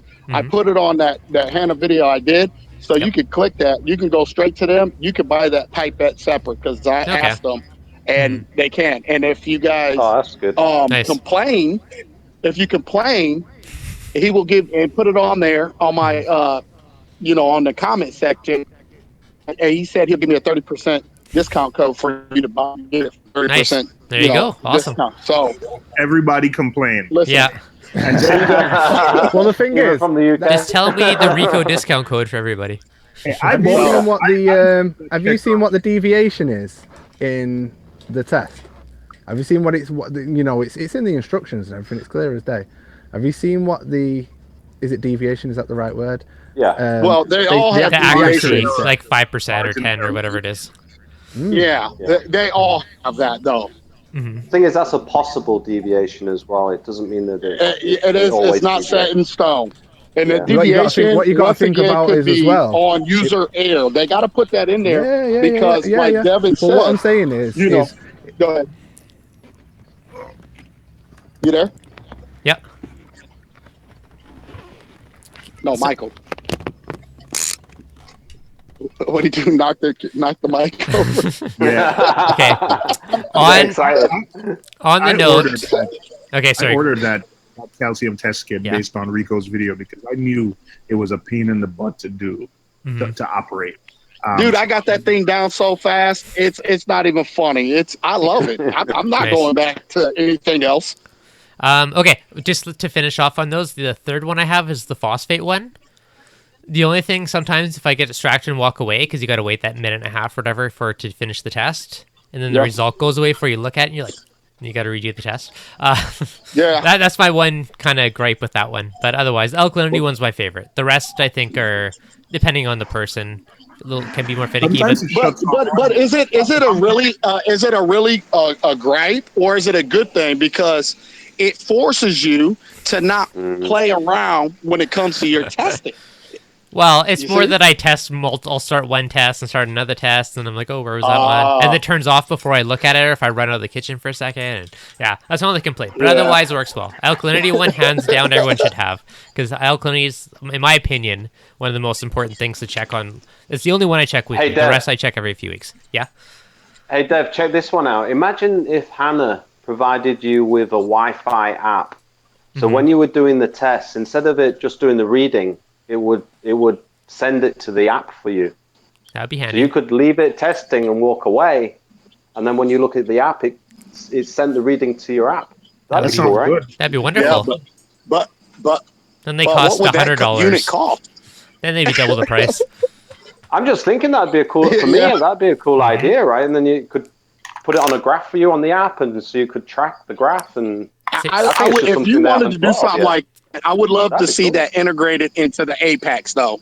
If you're going to do that, where it Yeah. goes directly into the Apex send it graph to the Apex. part, hmm Yeah, that'd be cool. that would be Yeah, good. maybe it's something Well, we once could you- suggest once you to can them. get it in an app, once you could get it in an app, I don't think it's a stretch where maybe, because I think eventually Apex will give something because I've heard that Apex is gonna, for those of us with Apexes and Triton, eventually it's coming where your Triton test Already there. It's already there, man. Timo. You can What? already import your Trident Yeah, test. already there. You can already import it. what? Okay. All right, Only gonna with the pause new that. Apex, right? I'm gonna go on mute and go check that out right now.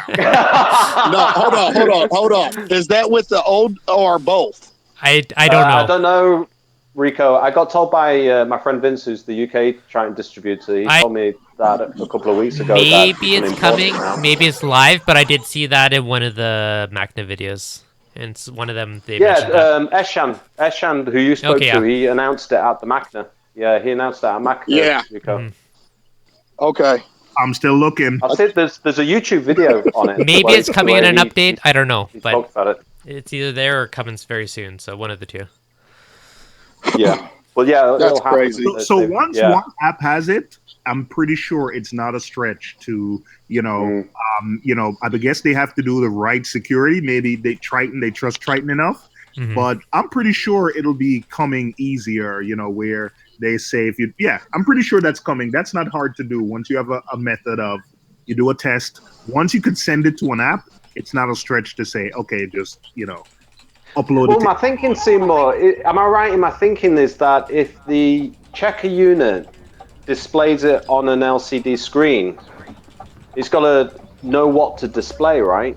So whether it displays it on the screen or sends it to the Apex or sends it to the app, isn't it the same thing? That data that it's sending, it's Yeah, it would just be them. I think the checker will need a way to communicate, but probably what you'll see like probably Milwaukee do something faster than you can a checker do it. Yeah, you know what? I really do like that idea. I don't think I think it'll take revamping of the testing equipment, but everything. Think about everything else we're doing in our lives. Where I use a Fitbit to track health, and I like it all fed into one thing, so I can see what I eat. I use these different apps to track different things, but it all gets fed into one app. You can see how active was I today. Did I eat too many burgers today or whatever? And you can see, Oral, you did terrible today because not only did you not walk enough, you had an extra burger or whatever. So I think that's coming. That's definitely coming. Nice. Yep, I'm sure it will As you eventually. can tell, I love burgers. I don't know. Well, I have the new Apex now, so I'm really hoping to get into that beta testing. Really I noticed hoping. as well when I was just getting back to the lighting subject. I know you guys were talking about the recurve, and Michael was talking about the Focus One, the way that it can rotate and stuff. Yep. I used to be the Orphec agent for UK many years ago. And at that time, Opa was developing products. And I said to him, why are the lights all flat? Like we used to have Hallides and T5s, because like Rico was saying, with the Hallides, we had parabolic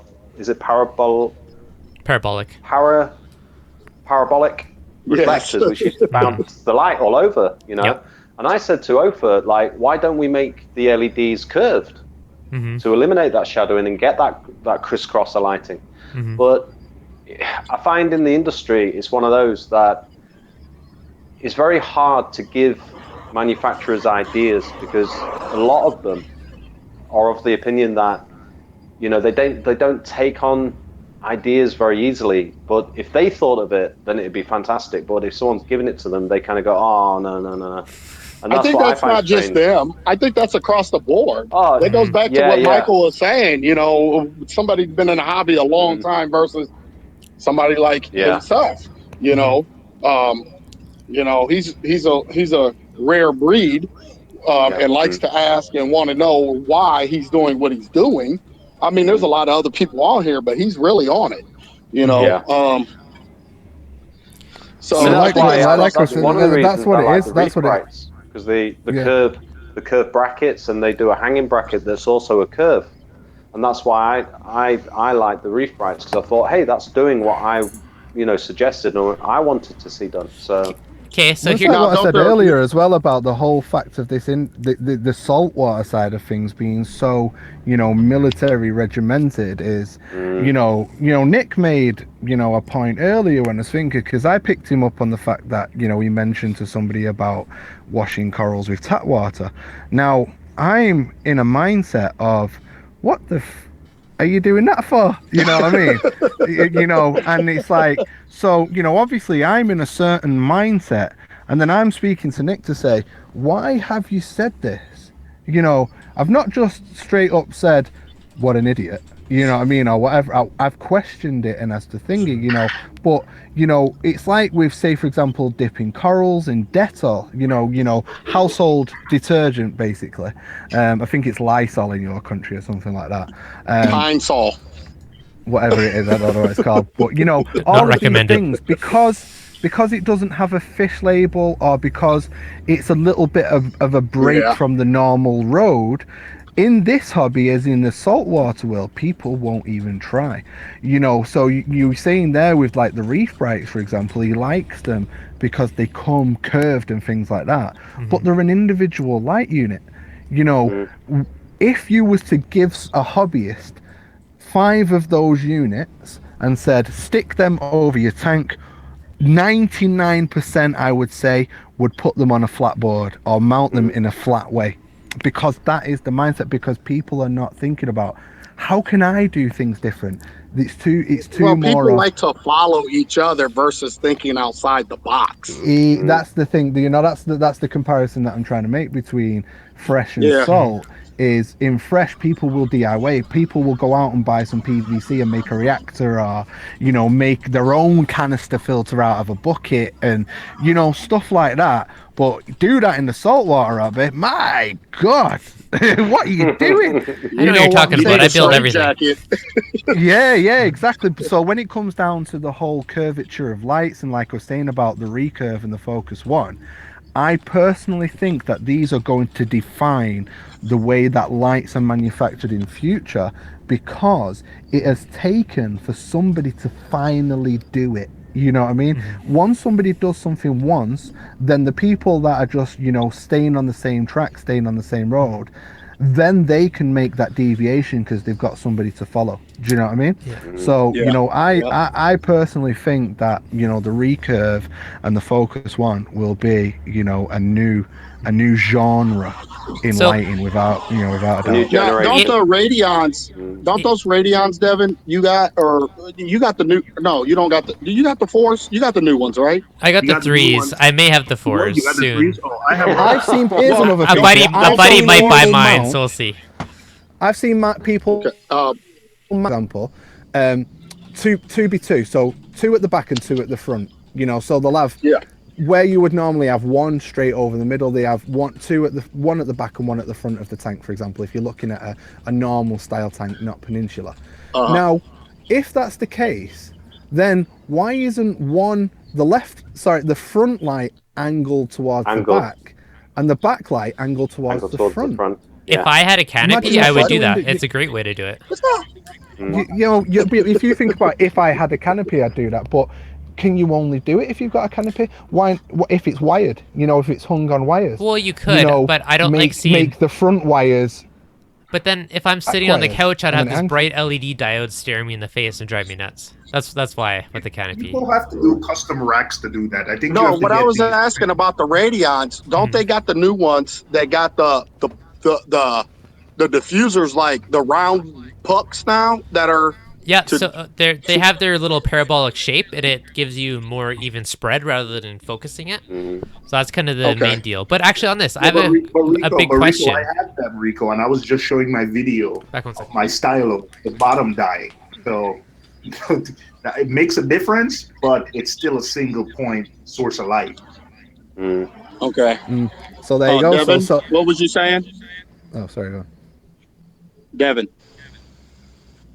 Once the corals start to spread out, Rico, once they start to spread out, I had to remove Montipora, because once it starts to plate and spread out, it shades and the bottom dies. So I have a buddy who has T5s, and that doesn't happen to him. But like Devin, it might not happen to Devin, because like I said, while we have the same amount of pucks, because he has each puck single, and maybe he's able to play with the spacing to get better coverage.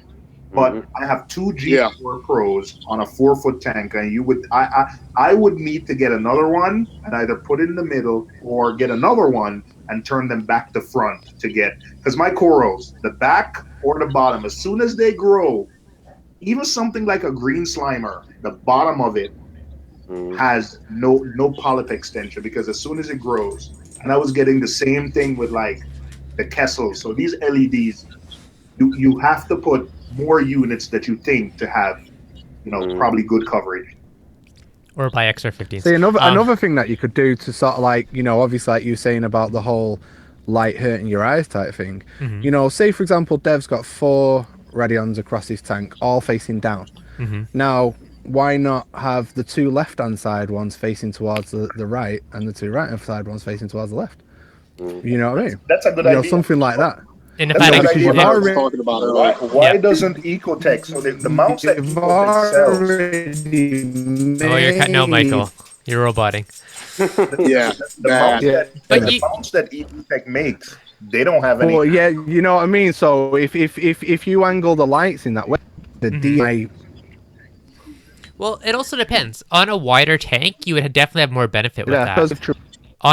On like my tank's 20 inches wide, and I question how much I would, because your lights also bounce off the glass and reflect back inwards, right? Yeah.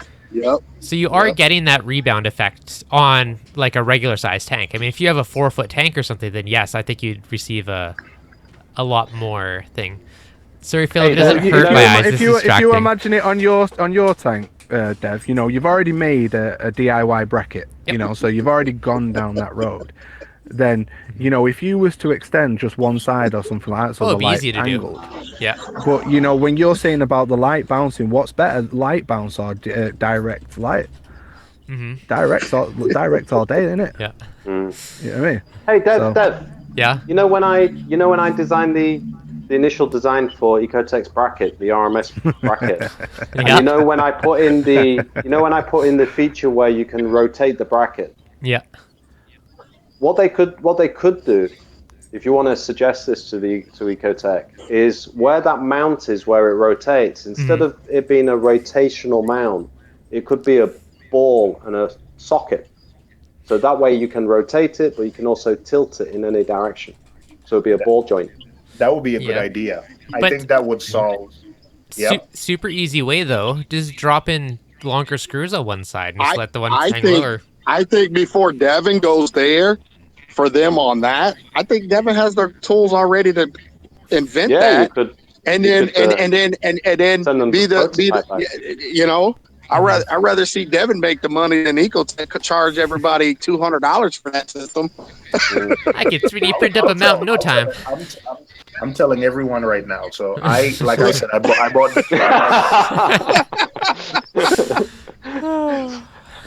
Seymour's ringing the Please. patent office in the morning. No. Right. Somebody's already doing it. You know what I mean? It's daytime. It's always daytime somewhere. So somebody's already placing that patent now. But yeah, no. It's, you know the thing Okay. is, Dev. You know, Dev. You're a 3D printer guy. You know, you've got that ability there to print more or less whatever you want to print. You know, you could print something to. You could create print it that, you know, to even if sit it was the into case your of- into your aluminium bracket. You know the channel. I can make it you could slide you right could- in. Yeah, you could slide it in on a ball and a socket. You could 3D print that, right? Okay, so I have a question that'd for you be guys on the lighting topic. What do you guys think about diffusing the LED source? Like, just because earlier when I kind of Oh, brought it up, yes. how so the max spec, their outer wings are diffused LEDs. Kessels now have their little pucks you can put on top to diffuse the light source, and You know where Ecotech they is got that coming from, out with Dev? the diffused one. Well, they're You know where they bringing. get that from, Dev? Did you invent it, Nick? No. Wait a minute. So Devin, not you're me. trying to put Sorry, I couldn't help pucks- myself. Are they trying to put? You're trying to put diffusing pucks on your existing light?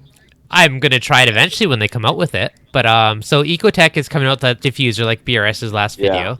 I mean, Okay. Kessel came out with some. The new Max spec, they have their wings have the Yeah, diffusion the strips diffuser along on it, it. which brings it The closer way- to a blanket like the T5 look, which Yeah. is kind of interesting. There's so a I'm curious. product. If you want to Google this one, Dev, there's a product called by Philips themselves called Okay. the Coral Care LED. And Is if that you have their- a look at that, the guy that Oh, works yeah, I've for seen that one. Philips that developed Yeah, that, it's not in the US. he put yet. Not a in the US diffuser yet. plate over the LEDs, and that was Yep. the first unit that did that. Yeah, And that's their where big they've industrial taken one. that Ah, idea okay. from. Yeah, that's where they got that from. Worldview is interesting. It's got some pretty hefty weight on it. I think that unit weighs like 25 pounds. What? Yeah, Oh, it's like big It metal does industrial not looking have thing. fans. It's all passive cooling. Mm-hmm. yeah, it's all heatsink. At least Yeah. it's silent. I appreciate that. It's actually a nice. It's actually a nice unit, and Philips for a long time were well regarded for their Rebel LEDs. A lot of the more expensive lights were using Philips Yep. Rebel LEDs, and that's why they decided, well, everyone's buying our LEDs to put in their lights. Why don't we develop our own? Mm-hmm. You know, using our LEDs, and that's the guy who headed up that project is actually like a reefer Nice. himself. Yeah, but if you have a look at that, that's where they got that diffusion plate. If you see one, the light is very, like you said, very blanketing, very evenly spread. So it works really well. Yeah, the whole It's thing's not in the diffusion plate. US yet. BRS did a video on it months and months ago, but still not released here in the US. I don't know if you guys have it there yet, Nick. Yeah, we can. I've registered as a dealer, so I can buy them and sell them. But I think it's more to do with the look of them. They do look very industrial. Where now, like if you look at the Radians, I've got one of the new Aquamai here. The UK rep brought me one to give him feedback on, and this thing is ridiculously thin. And that's what people want. They want the aesthetically pleasing units. Yep. So I think with Philips, the way the way the unit presents itself, I think in their minds it's a very, very good light, so everyone's going to buy it because it's a good light. But what they forgot is that people want aesthetics as well. So if it was a good light with good aesthetics, I think if you got a canopy, have really at well her, now. but if it's floating above the tank, then yeah, that's sleek. Yeah, exactly. Yeah, The that's thing the is, thing. the thing is as well, though, what you got to realize is the consumer wants what sort of like the consumer is told they want. You think you want something because you want it, but you don't. It's what they're telling you want. You get me? So Yeah. you remember back in the day, like not so long ago, mobile phones. Smaller. The smaller you could get a phone, the better that phone was. You had the Motorola V-Dot, that flip phone that was just sat in your hand. It was tiny. You couldn't press the buttons.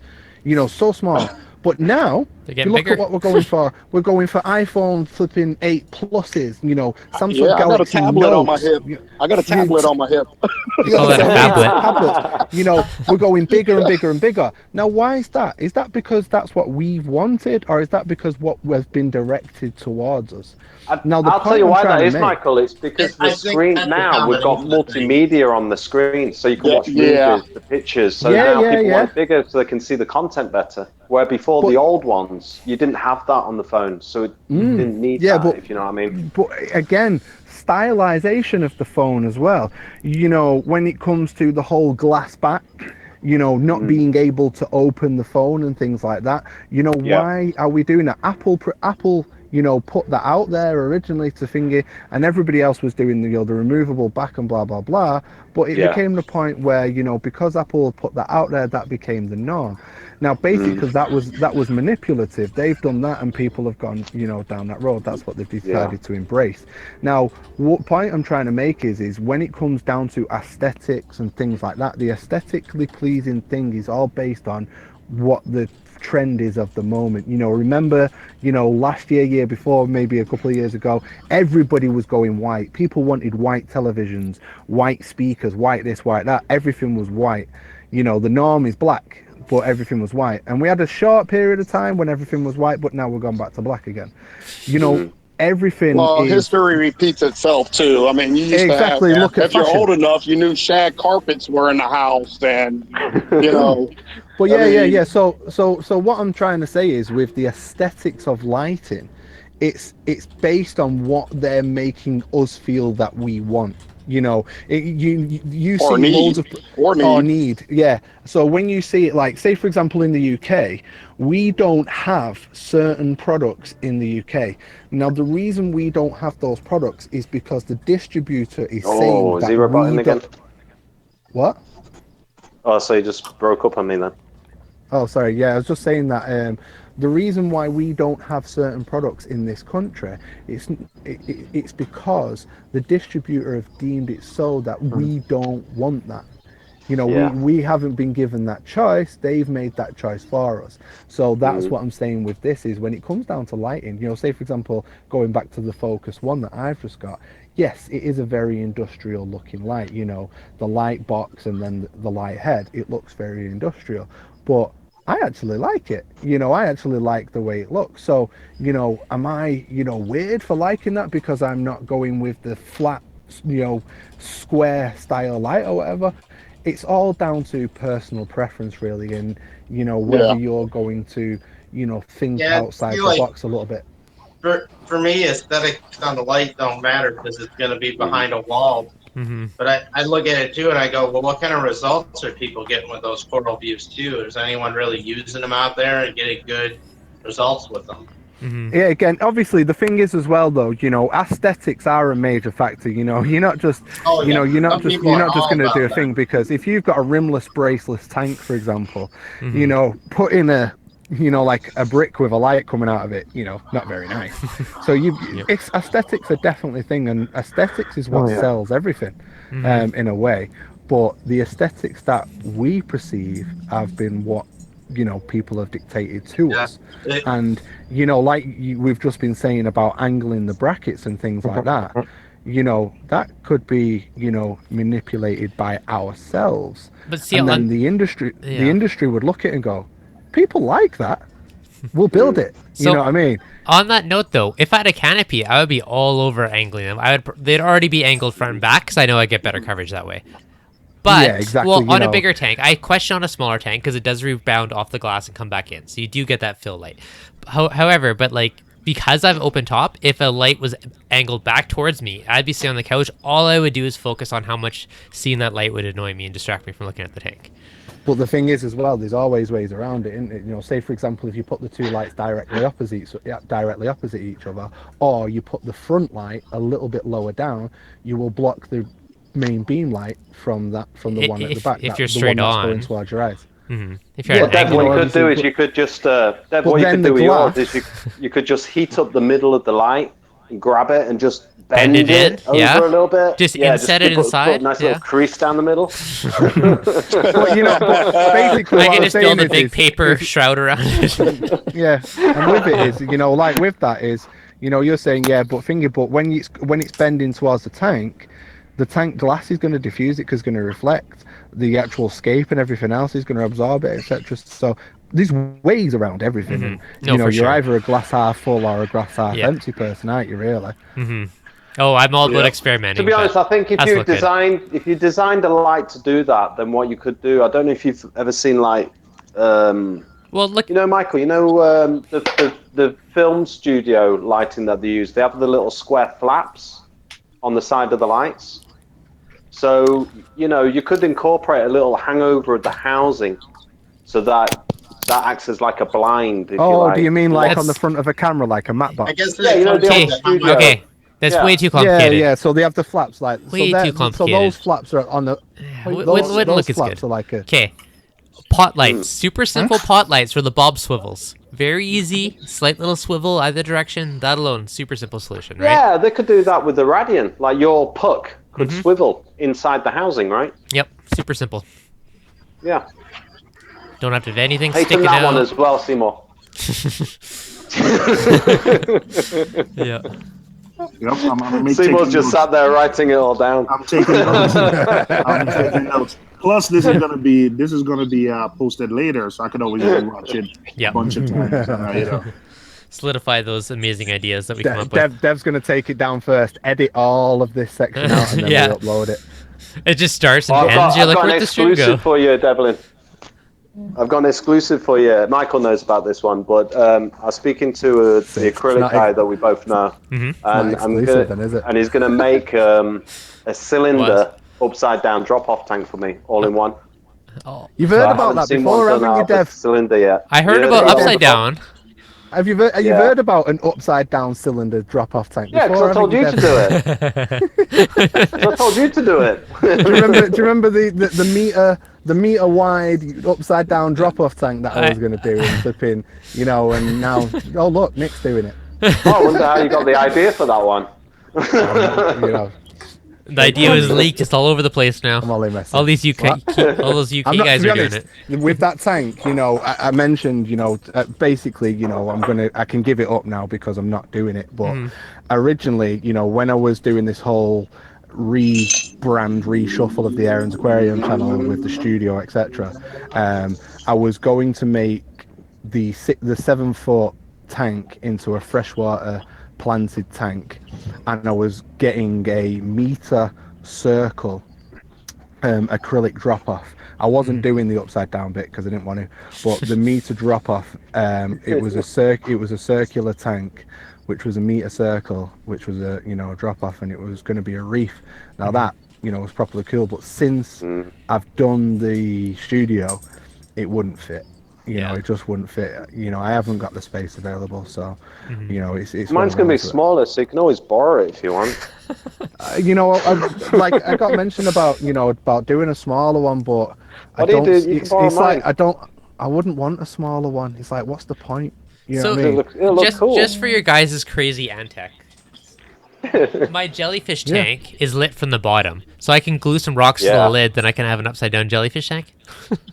Yeah. We were actually going to do that the water pour out? last temperature. We're going to do an actual upside down tank, so the rock was going to be on the top of the tank, and it was going to be lit from underneath. Yeah. So my jellyfish tank's like that now. All I got to do is that rock. Yeah, that'd be cool. Well, they'll get caught on the rock. Yeah, they would. It's a bad plan for jellyfish. But if I didn't have jellyfish in there and I put something else in there, I can make an upside down reef just for fun. The jellyfish ever bite the dust, maybe I'll do it for fun. I'll tell you what you could do, which is really cool, Dev, that I've seen a guy actually do. I'll have to send you some pictures, but he 3D printed with some very thin white plastic. I don't know what you guys call I've seen that one. The stuff you use. Yeah, you used in it? Yeah, it was all like Rockscape, but all open, like a mesh. What do they call that? Like Veltro or whatever it is. But yeah, it's all holy looking.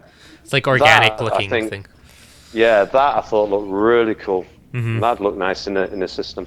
It'd be a lot of printing. Maybe one day I'll do some weird concept tank for fun. Yeah, so that sort of stuff. I think for me, it's like what Michael was saying, that everyone gets shoehorned into seeing things and then asking for what they've seen. And what I like to try and do is rack my brains and think outside the box, like Rico was saying, to try and come up with new concepts where it's different, but hopefully people still like it, to stretch that range, that's available. I appreciate that's the problem, and it's like with what Michael was saying about the lighting. Manufacturers make the lighting according to what else is in the market, and it's nice to see MaxBet with the recurve, for example, that they've actually gone outside of that and produced something that I thought, when Rico showed it his live stream of Magna, I thought it looked really cool. It is actually. They did a nice job on it. Yeah. Oh yeah. I think it's nice for companies to do that. Yeah, I'm the same. I think the more that these companies are willing to take chances, at the end of the day, it's like being a stockbroker. You buy or you sell. Sometimes it works, sometimes it doesn't. Now, obviously, this point in life, money's tight. Money's tight for everybody. And then, the fish industry itself, we look at these, these big companies like MaxBec and whatever, and we think, they're killing it. They're absolutely super loaded. But if you compare them to another industry, and smartphone companies or whatever else, they're poor. You know what I mean? They haven't got the money to invest. Or even freshwater tanks. Some of the freshwater companies. That's a real big hobby. Way bigger. Freshwater is way bigger than what we do. Yeah. Way bigger.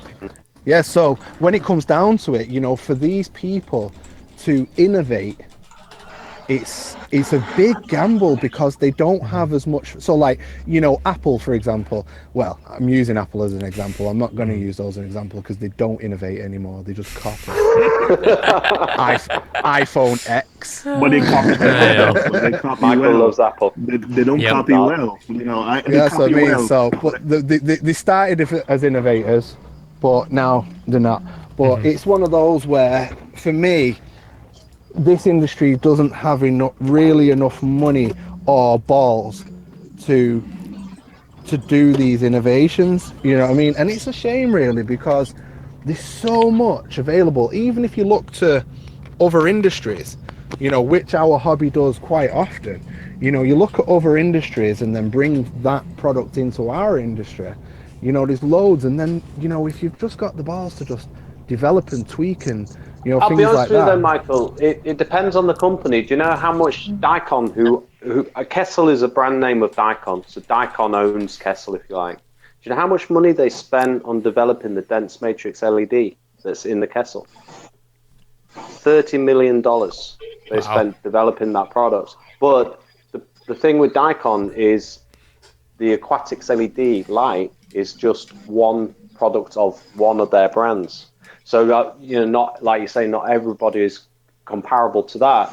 Like Tunzi on the other end of the spectrum, do you know how many people work for Tunzi at the factory? Right. Less than half a dozen. Yeah. 4 or 5 people. And that's it. And you think, when I grew up with Tunzi in the hobby, and I saw Tunzi this, Tunzi that, oh wow, I wish one day I can buy a Tunzi, circulation pump, because they're expensive products. Mm-hmm. And then when I got into the trade and I found out there's only like less than half a dozen people work for Tunzi. Yeah. I was like, wow, really? I thought it was a big, huge factory, a big, huge company, and it's not. Yeah, when I heard how many people, yeah, you're right. There's two sides. There is some companies that are quite wealthy, and there's other companies which you think are very wealthy, like you said, and actually aren't. So yeah, it is difficult. I think the investment in capital too and research. I mean, there's a lot of risk there, because you might make something, you think it's going to be the best thing since sliced bread. You put it out there, and the reefing community dislikes it, and you just lost all that money. I must admit, this is where I give MaxSpect a lot of credit. I don't know if you guys ever remember their first light product that they ever made. It was a typical, Chinese black box metal. One of the first generation LEDs, and they even used a generic casing. So there was lots of LEDs just like it, and it bombed. It rusted. The paint fell off of it, and it absolutely bombed. So to see that company go, which is a fairly young company, really, to see that company go from launching that product, which was awful, to seeing the recurve on RecoStream, Huge I was advancement. like, wow. Yeah, credit to them. They've really come on. I mean, the Gyres, I personally love the Gyres. And again, when you look at it, what MaxSpect are doing are exactly what we're talking about. The Gyre, used to be the Polaris. I don't know if you saw that, which was a long circulation pump similar to the Gyre. But when the Gyre was launched, it was pretty much unlike anything else. The recurve has just done that. The new filter media has just done that. The new dual outlet pump. Yeah, they've been doing some great innovations. I just So want to at give the a quick moment, shout out to they're Mr. Cruz. innovating. Thank you, good sir. Credit to them. I have to give a quick shout out to Cruz. Thank you for the super chat, buddy. Much appreciated. All right, hey, cuz. So yeah, for me at the moment. So yeah, for me, it's one of I think those they're where I think there's certain companies out there that can and do innovate. MaxSpec being one of them. I've got, I'm one of those where I have no affiliation with any companies. I'm not one of these, where you're either iPhone or Samsung, PlayStation or Xbox. I'll be Xbox this year, but when the new PlayStation comes out, if it's better than the Xbox, I'll get the PlayStation. I'm one of those people that will. Oh yeah, but what do we get for loyalty?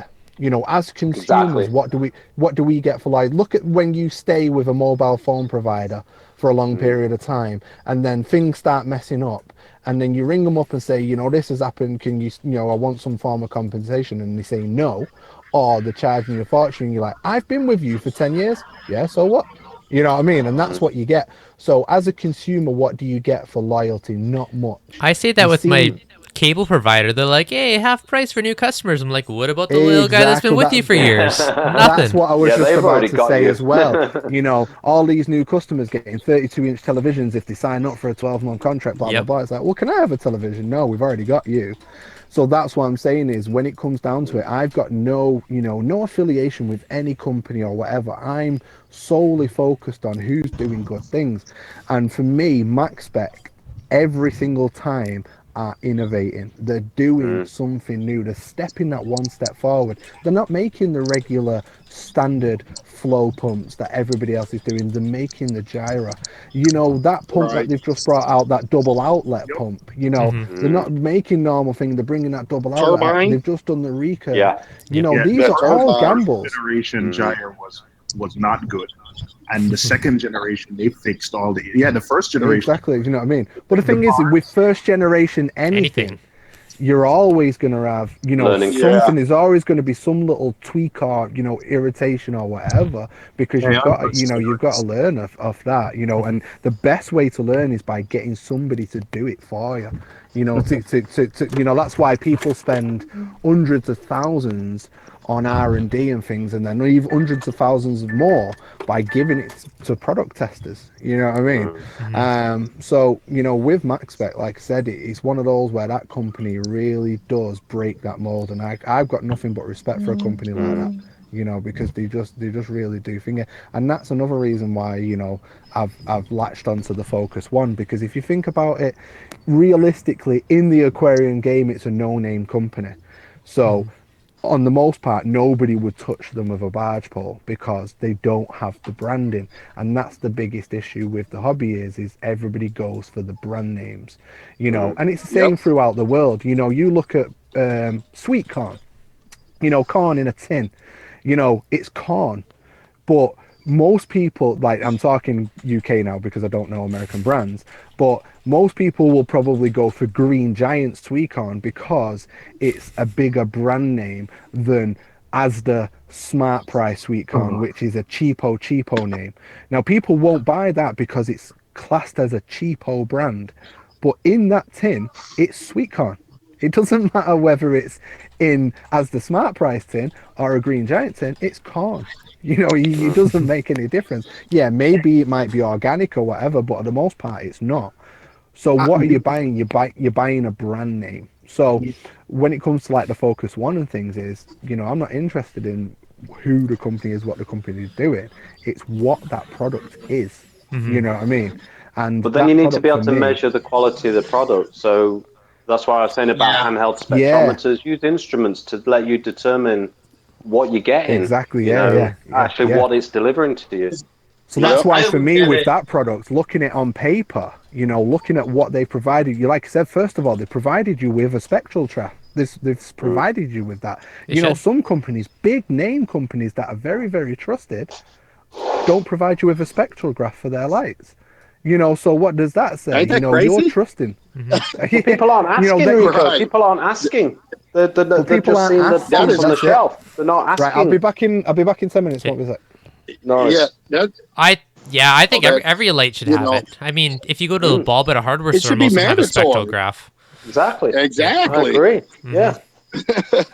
Just want That's to what I say throw. to people is look at the spectrographs. Yeah, it might be Yeah. Wi-Fi, it might control your pump, it might do this, it might do that, but at the end of the day, I'd have the ugliest damn light in the world if it provided the best spectrum and everything else that my corals needed. That to me is secondary, but You know Maybe on a what? frag tank. If they did do that, if they did that, it would change the reefing game for real. It would change right, the hobby. A third Mm. party tester that's independent. Yeah. Yep. exactly. So Cruz, you know the handheld That- spectrometers, Cruz. How yeah, good are they for determining spectral output of the not light very, units? not very, Have we got especially any some of the, instrumentation that will give us that insight to what we're actually getting? well, the only people that are being held to that standard is Philips, GE, and Sylvania currently in Right. our friggin' in the industry of lighting, truly. Yeah, And me and you else had that conversation. there is a lot of the spectrographs. I'm like looking at it and I'm like, okay, that's pretty, but once again, it's just an artist's rendition. A lot of the Yeah. times, they're not true. Approximation. No, it's an illustration. Seriously, it's an illustration of they think that it should look like based on Right. color temperature. And those are all generic graphs, all generic curves because it's so damn smooth. If you actually put a real spectrometer underneath a friggin' halide, you will see peaks. I'm talking about sharp, jagged points between each. Yeah, it looked like if you do, it would look like if you ever used a decibel meter to find sound, it would look like that. Does it look like those spectrographs that BRS has in their videos? Because that doesn't look as smooth. It looks like they use a pretty good thing to measure the spectrum. Yeah, they're like the ones we used to get for Hallides and T5s. They're very jagged up and down. yeah. But I mean, once again, to the average hobbyist, does that make any sense? What they're looking at? Most Do probably we don't really- That's what understand kind it. of what we're saying, Cruz. We're saying there should be a bit more understanding and a bit more concern, maybe by the hobbyists, rather than just buying the light on say so or reputation. Is to actually understand what it's doing, like we do with water chemistry. We're testing I don't think for they. things in the water, but we're I don't not think they doing the would same ever thing do for that. lighting. I don't think they would ever, unless you're. I mean, going to spend. I mean, how much a lab grade something like that? I mean, Thousands. and nobody's going to do But that. And they they should know nobody's provide going to that buy though, it. Rico. Yeah, but what we're saying is that people should ask for it so that the companies provide it. Well, So yeah, we can but see it. I, You know what I mean? I don't think they would ever allow that because, even though companies are independent, sometimes I feel that they actually in bed with one another because this is like it's a $1 billion industry Yeah, and type not stuff. only that, I'm looking but on remember, every light bulb. Yeah, remember this also. Every light bulb has a fingerprint, just like you and I would. And based on that fingerprint, you know exactly which phosphors the other company is utilizing. You'd be able to pirate that shit really, really quickly. Exactly. You know what I'm saying? Yeah. So why would we give a true spectral graph of a technology that we really worked hard to develop?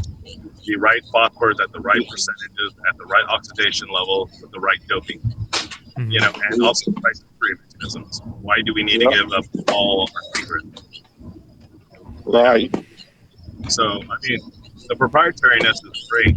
The open source of I need your information so I can copy you. I feel very, very how do you say exposed if I had to do that with everything I did. There's got to be a balance, though, surely, Cruz, because it's like a pump. This pump, gives you 6,500 liters per hour, or At so this many head gallons height. per hour. You've got to have a measure of stuff. Yeah, there to an needs to extent, be a though, right? great. I totally agree with that, but at the same time, how much is too much? It's kind of like Miracle Mud. The 20% of the engineered product for the friggin' Miracle Mud, I'm not going to give that up. Yeah. I don't care how much money that you offer me. It's not mine to give. Trade secrets. No. Absolutely. And there's got to be a little bit of respect for that. The bulk of the freaking spectrum, I agree. Let's go ahead. Let's say that there's a standard to say X wavelength has to be, shown. In order to become, in order to be qualified as a reputable reef light at this intensity, because it's not just the spectral composition, but remember, it's also the intensity that you actually need to actually penetrate through the water, not just the spectrum alone. So, how many times have I've received an email from this company or that company, and they're saying, "Hey, are you interested in our aquarium? We'll send you a sample. This is the best light for your aquarium." How do you know? Of course, they're going to tell you that. Nick, do you ask them how they know it's the best You know light what for I your mean? tank? And that's what I mean. Yeah, it's the best light for your tank, and it's well, prove it. Don't tell me that. Prove it. Show me. Absolutely. Why it is. Yeah, but I mean, if we're talking amongst, once again, professional, friends around a freaking table and whatnot, I would say sure, let's share. But when you start giving information away that freely, do you know what I'm saying? There's a point in time where you kind of be a little bit protective of what you created. And I do understand that too. I've been on both sides of it's where I do want the information, but at the same time, I understand the hesitation and the reservedness of people not wanting to give it up. Once again, I think it is one area of the hobby, though, in terms of, look how much money, like Rico said, look how much money people are shelling out for LEDs now. And yet it's the most unregulated area, in terms of specifics. Like Rico said, if you bought a Hannah checker and it was 20% deviance on it, you'd be like, what the hell? Because you think that when you use that piece of equipment, what it's telling you is what it is. Yes. So you've spent that money to get that, get that reading so that you know what you're doing. If that was 20% deviant, you'd be like, what the hell?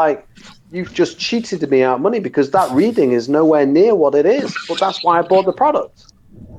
So if this Absolutely. light says it's going to grow and give your corals everything they need, well, how do we know if Yep. it does or doesn't? Because there's no measure for us. Well, Yeah, and it's speculation, mhm. right? Yeah, and they're selling speculation for hundreds of dollars per Yeah. unit. It's up to whoever buys it to decide if that speculation's worth it to them or not. Well, Yeah, I that's think- it. But they've got to spend the money first, right? Because there's no way for them to compare. There's no comparison. Like if you go and buy a car, they tell you this does 30 miles per gallon. This one does 25 miles per gallon. This one has 100 brake horsepower. This one has 200 brake horsepower. So you have specifics for comparison. What do the lighting companies give you for comparison? It's very, very hard in this. Yeah, I think It's very hard. Yeah, I think it's hard, and I think that's too why a lot of companies get hesitant sometimes on the innovation because, sometimes they're going for that mass market to try and sell a lot of lights so they can turn a profit, and sometimes they don't want to take that risk of trying to be the innovator instead of playing it safe. Yeah. Agreed, Alex. Agreed. It's true. There's a lot of copycats out there. There's a lot of people that would like to copy somebody else's innovation for nothing. They backwards engineer. I mean, there's thousands of freaking products that are freaking backwards engineered out there right now. And so I do see omitting some information might be acceptable. Do you know what I'm saying? Do you agree with that, Alex?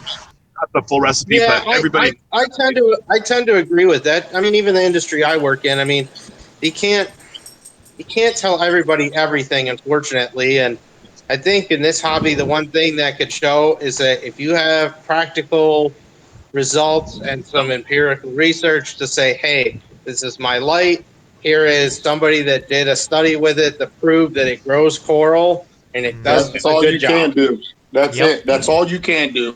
And have Yep. your tank sitting there to be your business card to show the proof. Yep. That's all you can do. Honestly, Well, that's most things. I mean, pretty much everything this hobby is based Yeah. off what experience, what works for you. What's your buddy using that his tank looks great, right? That's the stuff you're going to use. Hey, you're using this light and this dosing, and your corals look amazing. Sweet, I'm going to try something similar. So, I mean, that's a huge chunk of it, to be honest. My only thing with that is Mm-hmm. they could show you their tank, but the tank, someone could be showing you a tank and say, hey, this is the results. But that tank could have been grown on the T5s and they just swapped the light. I mean, dirty marketing. No. Yeah, I guess. I work in I just work in marketing. That's all. It's nothing special, just marketing. And I've seen people do really like sleazy things. Say, hey, I got these results, and you go back and check the qualification. They're like, no, this guy just helped me change Terrible. the text on my website. Like, what are you talking about? They said we got 50% increase in traffic. The guy never worked on my traffic. He just helped me create a logo. So just terrible. People can be. Yep. That goes back to doing your research as a consumer and trying to make that determination as to whether or not somebody's giving factual information or good service. what they think should be the truth. If you're going to talk about a light, you're going to probably do some kind of research if you're really thinking about buying these lights. And yes, on anything you buy, you're going to have negative and pros. Pluses to anything. But if it's more positive, trust and believe that the people that had the negative experience is probably more user error on their end than the people that obviously that are having great success with it. But that's everything. I mean, any light, halide LEDs, everything has their pros and cons, right? I mean, it's all a trade-off. Yeah, well, I mean, and it goes back to the whole thing of, should I use this technology over that technology? I said, well, why not use all three? Why not a blend? Best of both worlds. Why not worlds. be able to cover all your cover all your bases? Mm-hmm. Because I mean, halides are a nice broad spectrum, and what we used to do is we utilized fluorescence to actually bring out the actinic pop, right? Mm-hmm. That was back in the halide and freaking T10s, T12s. Back 1 second. Then the T8s came. And then all of a sudden, freaking LEDs came out. Bulbs. Yep. Then they came out to freaking challenge. The LEDs came out to challenge the T8s. And it's like, okay, that's great. But then, now it seems like there's a trend, or that there was a trend to actually try to replace halides with LEDs, and you can't get that broad spectrum with LEDs. They're point source specific, spectrum targeted light sources, and they only have 180 degrees of friggin' basically optics, as opposed to the halide, which is 360 with the reflectors. So you're getting more par per watt with the halides still, even though they say that LEDs are a lot more efficient. It's not true. We get a lot of heat generation on the backside of on the heat plate. That's wasted energy. Yeah. The phosphorus can't freaking reflect off the friggin' media itself, off the dopant, and try to friggin' light itself from the backside, because there is no light on the backside. Yeah. So I'm just gonna throw a that's couple. one reason. Oh, sorry. Yeah. I can't go too much longer, so I just want a couple quick shoutouts out there. If any of you guys are on Instagram, I do have a giveaway tomorrow for Flipper Cleaner. So if you guys, no one's entered yet, make sure you guys enter that and win one, because they're pretty awesome. I've got a Flipper. They're great. I love it. I even have a baby one in my sump, and I have the big one on the tank. It's my favorite cleaner of all the ones I've used. So. And the second one is there is 44 subscribers to go, and then for the contest cutoff to win the Somatic Skimmer. So if you guys haven't entered yet, get in there, because that's coming up pretty quick. So next Wednesday's live stream, I guess we're gonna add in the giveaway for that. So if you haven't done it yet, get those entries in. It's coming up soon. I thought it would have been this week, but I think the hurricanes and storms and floods and everything have delayed a bit. So next week it's going to be the big one. So that's going to be a good one. All right. Well, thanks, Devin. No problem. Yeah, thank you guys as well.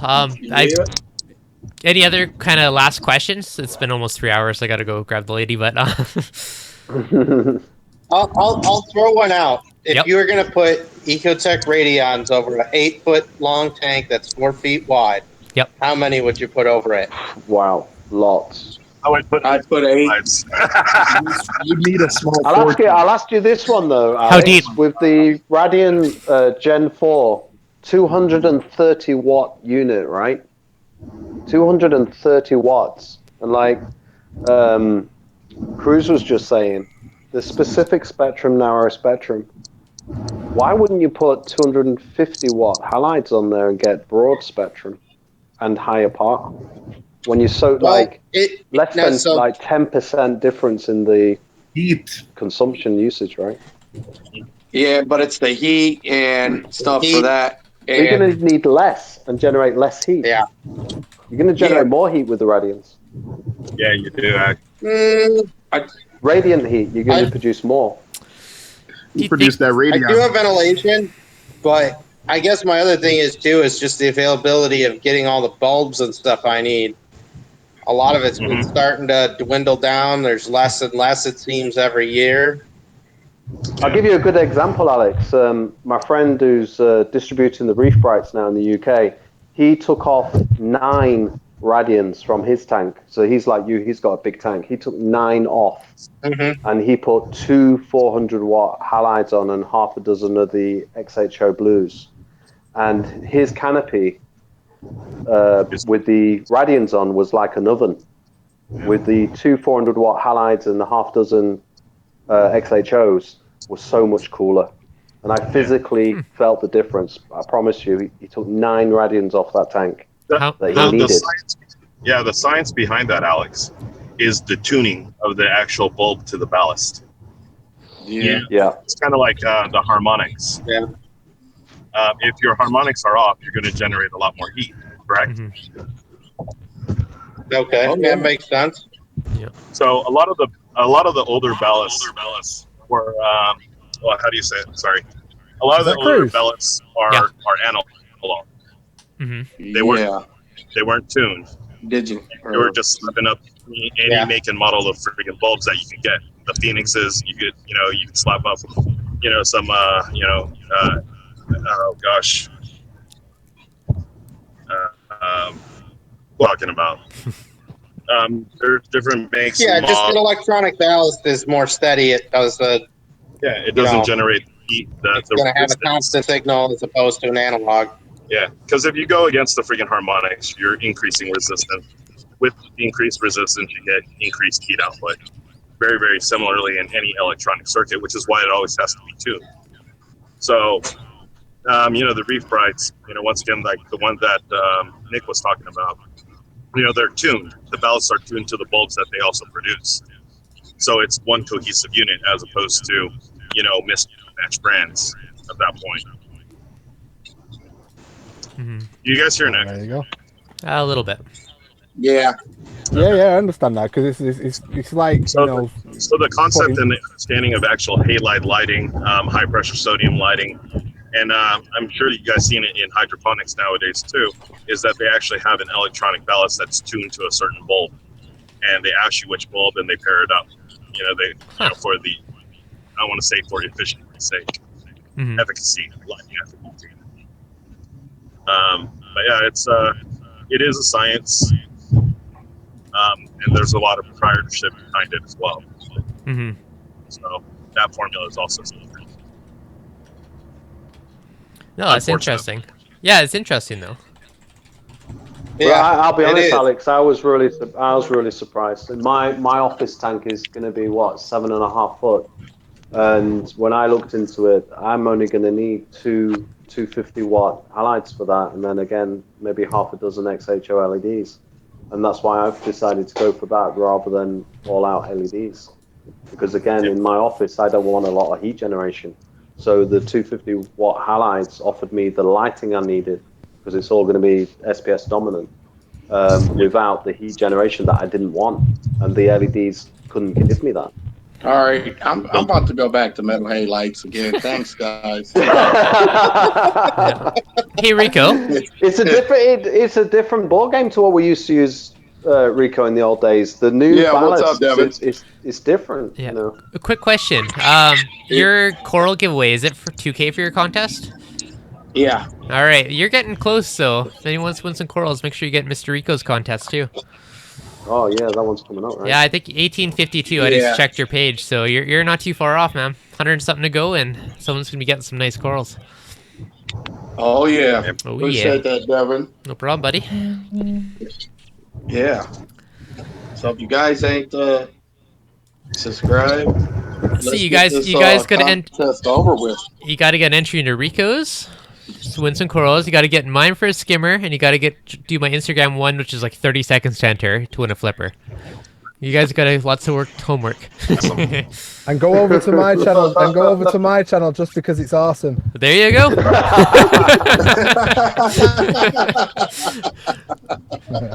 I ain't giving you nothing. What? Oh, God, I love it. I might eventually give things away. Yeah. I have fun doing giveaways. I freaking love it. I just gotta find excuses to give away more stuff. I love the Wheel of Death. To be honest, when it came to giveaways, I don't like doing giveaways. They're too much hassle than they're worth. That's why I don't do it. If you ever do one, I'll do it for you. Yeah, I like the way you do it. Okay. I like because I've done that wheel before. If you haven't, I think it was my 2,000 subscriber contest. I did that wheel, but I just picked a winner. Boom, you're the winner. Now with modern day live streaming and all that, because live streaming weren't even available then. Live streaming and the tension that you can build the way that you do it. It's really entertaining. Especially if you're on that wheel and you're like, no, not me. No. You know what I mean? Right. And the thing is, and because it's live and everything, it can't be manipulated. No, it's fun. With the wheel and doing an upload, you can potentially manipulate it, like spin the wheel. Oh no, I don't want that person to win. Spin it again. You know what I mean? So I've in other stuff delete that before recording. I ever did mine. I heard people complain about that, so I'm like, nope, elimination style. I don't know. I decided to do that from the beginning. It's been lots of fun. I think it's a good idea. I think there you go.